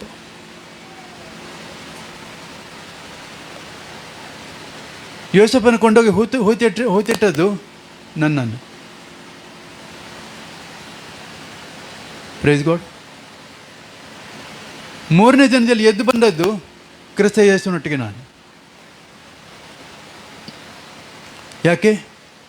ನನ್ನಲ್ಲಿರುವಂಥ ಎಲ್ಲ ಪಾಪ ಅಲ್ಲಿ ಶಿಲುಬೆಯಲ್ಲಿ ಜಡಿಯಲ್ಪಟ್ಟಿತ್ತು. ಪಾಪವನ್ನು ನರ ರೂಪದಲ್ಲಿಯೇ, ಯಾಕಂದರೆ ಪಾಪವನ್ನು ಹೀಗೆ ಕೊಂಡೋಗಿ ಶಿಲುಬೆಗೆ ಹಾಕ್ಲಿಕ್ಕೆ ಆಗೋದಿಲ್ಲ. ಪಾಪ ಅನ್ನೋದನ್ನು ಹೀಗೇನೆ ಕೊಂಡೋಗಿ ಶಿಲುಬೆ ಮೇಲೆ ಹಾಕ್ಲಿಕ್ಕೆ ಆಗೋದಿಲ್ಲ. ಅದಕ್ಕೊಂದು ರೂಪ ಬೇಕಾಗಿತ್ತು, ಅದಕ್ಕೊಂದು ಭಾವ ಬೇಕಾಗಿತ್ತು. ಸಂಪೂರ್ಣವಾದ ನರಭಾವದಲ್ಲಿಯೇ ಒಬ್ಬ ಮನುಷ್ಯನಾಗಿಯೇ. ಪ್ರೇಯರ್, ಒಂದು ಆಲೋಚನೆ ಮಾಡಿಕೊಳ್ಳಿ. ದೇವರಿಗೆ ಬೇರೆ ಯಾರು ಕೂಡ ಸಿಕ್ಕಲಿಲ್ವಾ? ಅಬ್ರಹಾಮ ಹತ್ತಿರದಲ್ಲಿದ್ದ, ದೇವರು ಭಾಳ ಮೆಚ್ಚಿದವನಾಗಿದ್ದ. ಮೋಶೆ ಹತ್ತಿರದಲ್ಲಿದ್ದ, ದೇವ್ರಿಗೆ ಒಳ್ಳೆ ಫ್ರೆಂಡ್ ಆಗಿದ್ದ. ಅವರನ್ನು ಹಾಕ್ಲಿಕ್ಕೆ ಆಗ್ತಿರಲಿಲ್ವಾ? ಆಗ್ತಿರಲಿಲ್ಲ. ಯಾಕೆ ಗೊತ್ತಾ? ಅವರಲ್ಲಿ ಜನ್ಮ ಪಾಪ ಅನ್ನೋದಿತ್ತು. ಮೊದಲನೇ ಆದಾಮನಿಂದ ಬಂದಂಥ ಜನ್ಮ ಪಾಪ ಅವರಲ್ಲಿತ್ತು. ಅವ್ರು ಹೀಗೆ ಒಂದು ಪಾಪ ಮಾಡಿದ್ರೆ ಇಲ್ವೋ ನಂಗೆ ಗೊತ್ತಿಲ್ಲ. ಆದರೆ ಅವ್ರ ಜನ್ಮದಲ್ಲಿ ಏನಿತ್ತು? ಹುಟ್ಟಿನಿಂದ ಅವರಿಗೆ ಬಂದ ಪಾಪ ಇತ್ತು. ಆದರೆ ಅವ್ರನ್ನ ಕೊಡ್ಲಿಕ್ಕೆ ಆಗ್ತಿರಲಿಲ್ಲ. ಅವ್ರಿಗೆ ದೇವರಿಗೆ ಬೇಕಾಗಿತ್ತು ಏನು? ಒಂದು ಖಾಲಿ ಚೀಲ ಬೇಕಿತ್ತು.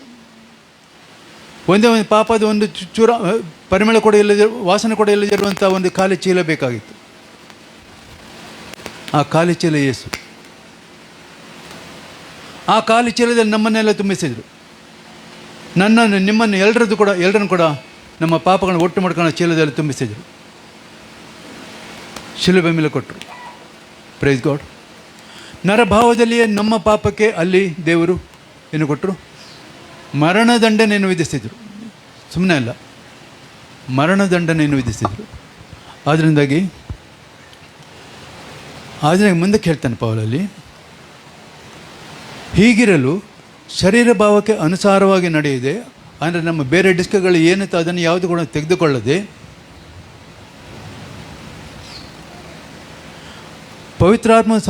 ಪವಿತ್ರಾತ್ಮಾನುಸಾರವಾಗಿ ನಡೆಯುವರಾದ ನಮ್ಮಲ್ಲಿ ಧರ್ಮಶಾಸ್ತ್ರದ ನಿಯಮ ನೆರವೇರೋದಕ್ಕೆ ಮಾರ್ಗವಾಯಿತು. Praise god. ಇಲ್ಲಿ ಧರ್ಮಶಾಸ್ತ್ರ ಅಂತ ಹೇಳಿದಾಗ ಕನ್ಫ್ಯೂಸ್ ಮಾಡ್ಕೊಳ್ಬೇಡಿ. ಧರ್ಮಶಾಸ್ತ್ರದಲ್ಲಿ 2 ರೀತಿಯ ಧರ್ಮಶಾಸ್ತ್ರ ಇದೆ. ಒಂದು ನೈತಿಕ ಧರ್ಮಶಾಸ್ತ್ರ ಮತ್ತು ನೈಮಿತ್ತಿಕ ಧರ್ಮಶಾಸ್ತ್ರ, ಅಂದರೆ ನಿಮಿತ್ತ ಮಾತ್ರಕ್ಕೆ ಧರ್ಮಶಾಸ್ತ್ರ. ಅಂದರೆ ಅದರಲ್ಲೆಲ್ಲ ಏನಾಗಿದೆ ಅಂದರೆ, ಅಂಥ ಪಾಪ ಮಾಡಿದರೆ ಅದಕ್ಕೆ ಹೀಗೆದ್ದು ಏನು ಕರೆಕ್ಷನ್ಸಲ್ಲಿದೆ. ಆದರೆ ನೈತಿಕ ಧರ್ಮಶಾಸ್ತ್ರ ಚೇಂಜ್ ಆಗೋದಿಲ್ಲ, ಅದು ನಮ್ಮೆಲ್ಲರೂ ಕೂಡ ನೆರವೇರಲೇಬೇಕು. ಅದ್ಯಾವುದು? ದಶಾಜ್ಞೆಗಳು. ಪ್ರೈಸ್ ಗಾಡ್, ಹಲ್ಲೆಲೂಯಾ. ಅದನ್ನು ಯೇಸು ಇನ್ನೂ ಕೂಡ ಕಟ್ ಮಾಡ್ತಾರೆ, ಶಾರ್ಟ್ ಮಾಡಿ ಎರಡರಲ್ಲಿ ಹೇಳ್ತಾರೆ. ಒಂದನೇದು, ನಾವು ನಮ್ಮ ದೇವರೊಟ್ಟಿಗೆ ನಾವು ಸರಿಯಾಗಿರಬೇಕು, ದೇವರನ್ನು ನಾವು ಪ್ರೀತಿ ಮಾಡಬೇಕು, ದೇವರನ್ನು ಮಾತ್ರವೇ ಆರಾಧನೆ ಮಾಡಬೇಕು, ತಂದೆಯಾದ ದೇವರನ್ನು. ಎರಡನೇದಾಗಿ ನಮ್ಮ ನೆರೆಯವರನ್ನು ಕೂಡ ನಾವು ಪ್ರೀತಿಸಬೇಕು. ಈ 2ರಲ್ಲೇ ಇರ್ತದೆ. Price God, hallelujah. ನಾವು ಆರಾಧನೆಗೆ ಬರ್ತೇವೆ, ಆರಾಧನೆ ಮಾಡ್ತೇವೆ, ಆದರೆ ನಮ್ಮ ನೆರೆಯವರನ್ನು ನಾವು ಪ್ರೀತಿಸ್ತೇವೆ? $1 million ಕ್ವಶನ್. ಹಲ್ಲೆಲೂಯಾ. ಪ್ರೇರೆ, ಹೀಗೆ ನಾವು ನಮ್ಮನ್ನು ನಾವು ಪಾಪದ ಸ್ವಭಾವಕ್ಕೆ ನಾವು ಮಾರಿಕೊಳ್ಳುವವರಾಗಿರಬಾರ್ದು. ಕೆಲವು ಸಂಗತಿಗಳನ್ನು ಹೇಳಿದ್ವಿ, ಇನ್ನೂ ಕೂಡ ಸುಮಾರು ಉಂಟು. ಅದನ್ನು ನಾವು ವಿವೇಚಿಸಿಕೊಂಡು, ಸಮಯಕ್ಕೆ ಸರಿಯಾಗಿ ಅದನ್ನು ವಿವೇಚಿಸಿಕೊಂಡು ನಾವು ತಿಳ್ಕೊಂಡು, ನಾವು ಪವಿತ್ರಾತ್ಮನಲ್ಲಿ ಇರುವುದನ್ನು ಯಾವುದನ್ನು ಬಿಟ್ಟು ಬಿಡಬೇಕು, ಯಾವುದನ್ನು ಇಟ್ಕೊಳ್ಬಹುದು ಅಂತ ಬಿಟ್ಟು ನಾವು ಆಲೋಚನೆ ಮಾಡ್ಕೊಳ್ಬೇಕು. ಯಾವುದನ್ನು ಇಟ್ಟುಕೊಳ್ಬಾರ್ದು, ಯಾವುದನ್ನು ತೆಗೆದುಹಾಕಬೇಕು, ಎಲ್ಲವೂ ಕೂಡ ತಿಳ್ಕೊಳ್ಬೇಕು. ಆ ಮೂಲಕ ನಾವೇನಾಗ್ತೇವೆ ಅಂದರೆ, ನಾವು ಕ್ರಿಸ್ತನ ಸಾರೂಪ್ಯಕ್ಕೆ ನಾವು ಬರ್ತಾ ಇರ್ತೇವೆ. ನಾವು ಒಂದೇ ಸಲ ಯಾರು ಕೂಡ ಬರೋದಿಲ್ಲ.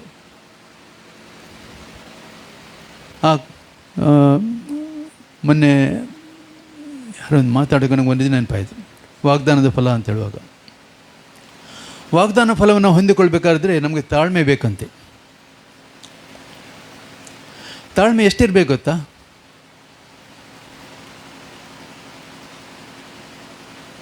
ನಮ್ಮ ಒಂದು ಮಾತು ಹೇಳ್ತಿದ್ರು, ಹಸಿವಾಗ್ತದೆ ಅಂತ ಹೇಳಿದ್ರೆ, ಬಡವಪ್ಪನ ಮಗ ತರಿಮಗ ಅಮ್ಮೆ ಗಟ್ಟುಪೊತೆ ಆ ಬತ್ತನಾಡು ದತ್ತನಾಡು ಬಿತ್ತನಾಡು ಕೊಡಿಯನಾಡು ಕೊಯ್ಯನಾಡು ಮೆತ್ತನಾಡು ಬಕ ಬೈಪಾದ ತಿನ್ಕ ಅಂತೇಳಿ. ಅಂದರೆ ಎಷ್ಟರ ತನಕ? ಅಪ್ಪ ಗಟ್ಟಕ್ಕೆ ಹೋಗಿದ್ದಾನೆ, ಬರಲಿ, ಆತನ ಗದ್ದೆನ ಉಳ್ಳಿ, ಬಿತ್ತಿಕೊಳ್ಳಿ, ಅದು ಮೊಳೀಲಿ, ಅದನ್ನು ನಾಟಿ ಮಾಡಲಿ, ಆಮೇಲೆ ಅದು ಬೆಳೀಲಿ, ಅದು ಬೆಳೆದ ಮೇಲೆ ಕೊಯ್ದಾದ ಮೇಲೆ ಅದನ್ನು ಬಡೀಲಿ, ಆ ಭತ್ತವನ್ನು ತೆಗೆದು ಎದುಕೊಳ್ಳಿ, ಕೊಟ್ಟಿಕೊಳ್ಳಿ, ಆಮೇಲೆ ಅಕ್ಕಿಯನ್ನು ಬೇಯಿಸಿ ತಿನ್ನುವ ಅಂತೇಳಿ. ಎಷ್ಟು ತಾಳ್ಮೆ ಬೇಕು? ಮೇಯಲ್ಲಿ ಸ್ಟಾರ್ಟ್ ಆಗಿದರೆ ಸುಮಾರಾಗಿ ಅಕ್ಟೋಬರ್ ತನಕ. ತಾಳ್ಮೆ ಎಷ್ಟು ಬೇಕು?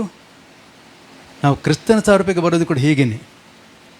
ಈಗ ಸ್ಟಾರ್ಟ್ ಮಾಡಿದರೆ ಆತನ ಬರೋ ತನಕ ಕೂಡ ನಾವೇನಾಗಬೇಕು? ಪ್ರಿಪೇರ್ ಆಗ್ತಾ ಹೋಗಬೇಕು, ಒಂದೊಂದೇ ಸ್ಟೇಜಲ್ಲಿ, ಸ್ಟೇಜ್ ಬೈ ಸ್ಟೇಜ್. ಹಲ್ಲೆಲೂಯಾ. ಅದರಿಂದಾಗಿ ನಮ್ಮನ್ನು ದೇವರ ಕೈಗಳು ಒಪ್ಪಿಸ್ಕೊಡೋಣ, ನಾವು ಪ್ರಾರ್ಥನೆ ಮಾಡೋಣ. Praise God, praise God, praise God. Hallelujah. ಸ್ತೋತ್ರ ದೇವರೇ, ಪರಿಶುದ್ಧನೇ ಸ್ತೋತ್ರ, ಒಳ್ಳೆಯವ ನಿಮಗೆ ಸ್ತೋತ್ರ ಸ್ವಾಮಿ. ಹಲ್ಲೆಲೂಯಾ. ಕೃಪಾ ಸಂಪೂರ್ಣನಾದ ಕ್ರಿಸ್ತೇಸುವಿನಲ್ಲಿ ಪ್ರೀತಿಯುಳ್ಳ ಪರಲೋಕದ ನಮ್ಮ ತಂದೆಯ ದೇವರೇ, ನಿಮ್ಮ ಘನವುಳ್ಳ ನಮಕನ ಸ್ತೋತ್ರ ಸಲ್ಲಿಸ್ತಿದ್ದೇವೆ. ದೇವರೇ, ಕೃಪೆಯ ದಿನಕ್ಕಾಗಿ ಸ್ತೋತ್ರ. ಈ ಸಮಯದಲ್ಲಿ ಕರ್ತನೆ ಅಪ್ಪ, ನಿಮ್ಮ ವಾಕ್ಯವನ್ನು ಹಂಚಿಕೊಡುವಂಥ ಕೃಪೆಯನ್ನು ಕೊಟ್ಟದಕ್ಕಾಗಿ ಸ್ತೋತ್ರ. ಹೌದು ಸ್ವಾಮಿ ಕರ್ತನೆ, ಅಪ್ಪ, ಹೌದು ಸ್ವಾಮಿ ಕರ್ತನೆ, ಈ ವಾಕ್ಯವನ್ನು ನಿಮ್ಮದು ಸ್ವಾಮಿ ಕರ್ತನೆ. ಅಪ್ಪ, ನೀವು ಅದು ಏನು ಹೇಳೋದಕ್ಕೆ ಬಯಸಿದ್ದೀರ ಸ್ವಾಮಿ ಕರ್ತನೆ. ಅಪ್ಪ, ನನ್ನ ವಿವೇಚನೆಗೆ ಎಷ್ಟು ಬಂತು ಸ್ವಾಮಿ ಕರ್ತನೆ, ನನ್ನ ಆಲೋಚನೆಗೆ ಎಷ್ಟು ಬಂತು ಅದನ್ನು ನಾನು ಹೇಳಿದ್ದೇನೆ ಸ್ವಾಮಿ ಕರ್ತನೆ. ಅಪ್ಪ, ಈ ನೋಡಿದ ಭಾಗ ಅದು ನಿಮ್ಮದು ಸ್ವಾಮಿ ಕರ್ತನೆ. ಅಪ್ಪ, ನಿಮಗೆ ಸ್ತೋತ್ರ ದೇವರೇ ಕರ್ತನೆ. ನಾವೆಲ್ಲರೂ ಕೂಡ ಕರ್ತನೆ ಈ ರೀತಿಯ ಕರ್ತನೆ ಬೆಳೀತಾ ಅಪ್ಪ, ನಮ್ಮನ್ನು ಪರೀಕ್ಷೆ ಮಾಡಿಕೊಂಡು, ನಮ್ಮನ್ನು ನೀತಿಯಲ್ಲಿ ಪರಿಶುದ್ಧತೆ ನಾವು ಬೆಳೆಸ್ಕೊಂಡು ಕರ್ತನೆ, ನಿಮ್ಮ ಸನ್ನಿಧಾನ ನಾವು ಯೋಗ್ಯರಾಗಿ ನಿಲ್ಲಕ್ಕಾಗುವಂತೆಯೂ, ನಾವು ನಿಮ್ಮ ಮಗನ ಸಾರೂಪ್ಯವನ್ನು ಧರಿಸ್ಕೊಳ್ಳಿಕ್ಕಾಗುವಂತೆ ನಮಗೆ ಸಹಾಯ ಮಾಡಿ ನಡೆಸ್ಕೊಡ್ಬೇಕಾಗ್ಬಿಡ್ತೀನಿ ದೇವರೇ. ಹೌದು ಸ್ವಾಮಿ ಕರ್ತನೆ, ಕಾಲವು ಕೊಂಚವೇ ಇದೆ ಸ್ವಾಮಿ ಕರ್ತನೆ. ಎಷ್ಟರ ಒಳಗಾಗಿ ಕರ್ತನೆ ಎಲ್ಲ ರೀತಿ ನಾವು ಸಿದ್ಧರಾಗಲಿಕ್ಕಾಗುವಂತೆ ಅಪ್ಪ, ನಾವು ಇನ್ನೂ ಕೂಡ ಕರ್ತನೆ ಅಪ್ಪ, ನಾವು ಕರ್ತನೆ ಅಪ್ಪ, ಹೌದು ಸ್ವಾಮಿ ಕರ್ತನೆ, ಮನುಷ್ಯರ ಆಲೋಚನೆಗೆ ಪಡುವವರಾಗಿರದೆ ಕರ್ತನೆ, ನಿಮ್ಮ ಆಲೋಚನೆ ಹೊಂದಿಕೊಂಡು ನಡೆಯುವವರಾಗುವಂತೆ, ನಿಮ್ಮ ಪವಿತ್ರಾತ್ಮನಿಂದ ಉಂಟಾದ ನಿಮಗೆ ಆಲೋಚನೆ ಪಡ್ಕೊಂಡು ನಡೀಲಿಕ್ಕಾಗುವಂತೆ ನಮಗೆ ಸಹಾಯ ಮಾಡಿ ನಡೆಸ್ಕೊಡ್ಬೇಕಾಗಿರ್ತಿದ್ದೇವೆ. ನಮ್ಮನ್ನೆಲ್ಲ ನಿಮ್ಮ ಕೃಪಾಹಸ್ತಕ್ಕೆ ಒಪ್ಪಿಸಿಕೊಡ್ತಿದ್ದೇವೆ. ಎಲ್ಲ ನಾವು ಪ್ರೇಯರನ್ನು ಆಶೀರ್ವಾದ ಸ್ವಾಮಿ. ಅದೇ ರೀತಿ ಕರ್ತನೆ ಅಪ್ಪ, ಹೊಸ ಮಕ್ಕಳು ಫೇಸ್ಬುಕ್ಕಲ್ಲಿ ನೋಡ್ತಿರುವಂಥ ವೀಕ್ಷಕರನ್ನು ಕೂಡ ಕರ್ತನೆ ನೀವು ಆಶೀರ್ವಿಸಿ, ಅವ್ರ ಕುಟುಂಬದಲ್ಲೂ ಕೂಡ ಕರ್ತನೆ ಅಪ್ಪ, ನಿಮ್ಮ ಆಶೀರ್ವಾದ ಮಳೆಯನ್ನು ಎಳೆಯ ಮಾಡಿ ಕರ್ತನೆ ಅವರನ್ನು ಆಶೀರ್ವಿಸಿ ಬಲಪಡಿಸಿ ನಡೆಸ್ಕೊಡ್ಬೇಕಾಗಿರ್ತಿದ್ದೇವೆ. ನಮ್ಮನ್ನೆಲ್ಲ ನಿಮ್ಮ ಕೃಪಾಹಸ್ತಕ್ಕೆ ಒಪ್ಪಿಸಿಕೊಡ್ತಾ ಪ್ರಾರ್ಥನೆ, ಪ್ರಭು ನಿಮ್ಮ ಕುಮಾರನ ನಮ್ಮ ರಕ್ಷಕನೋಡೇನೂ ಆದ ಯೇಸು ಕ್ರಿಸ್ತನ ಪರಿಶುದ್ಧವಾದ ಹೆಸರಲ್ಲಿ ಬೇಡಿ ಹೊಂದಿದ್ದೇವೆ ಪ್ರೀತಿಯಲ್ಲಿ ಪರಲೋಕದ ನಮ್ಮ ತಂದೆಯೇ ಆಮೇನ್.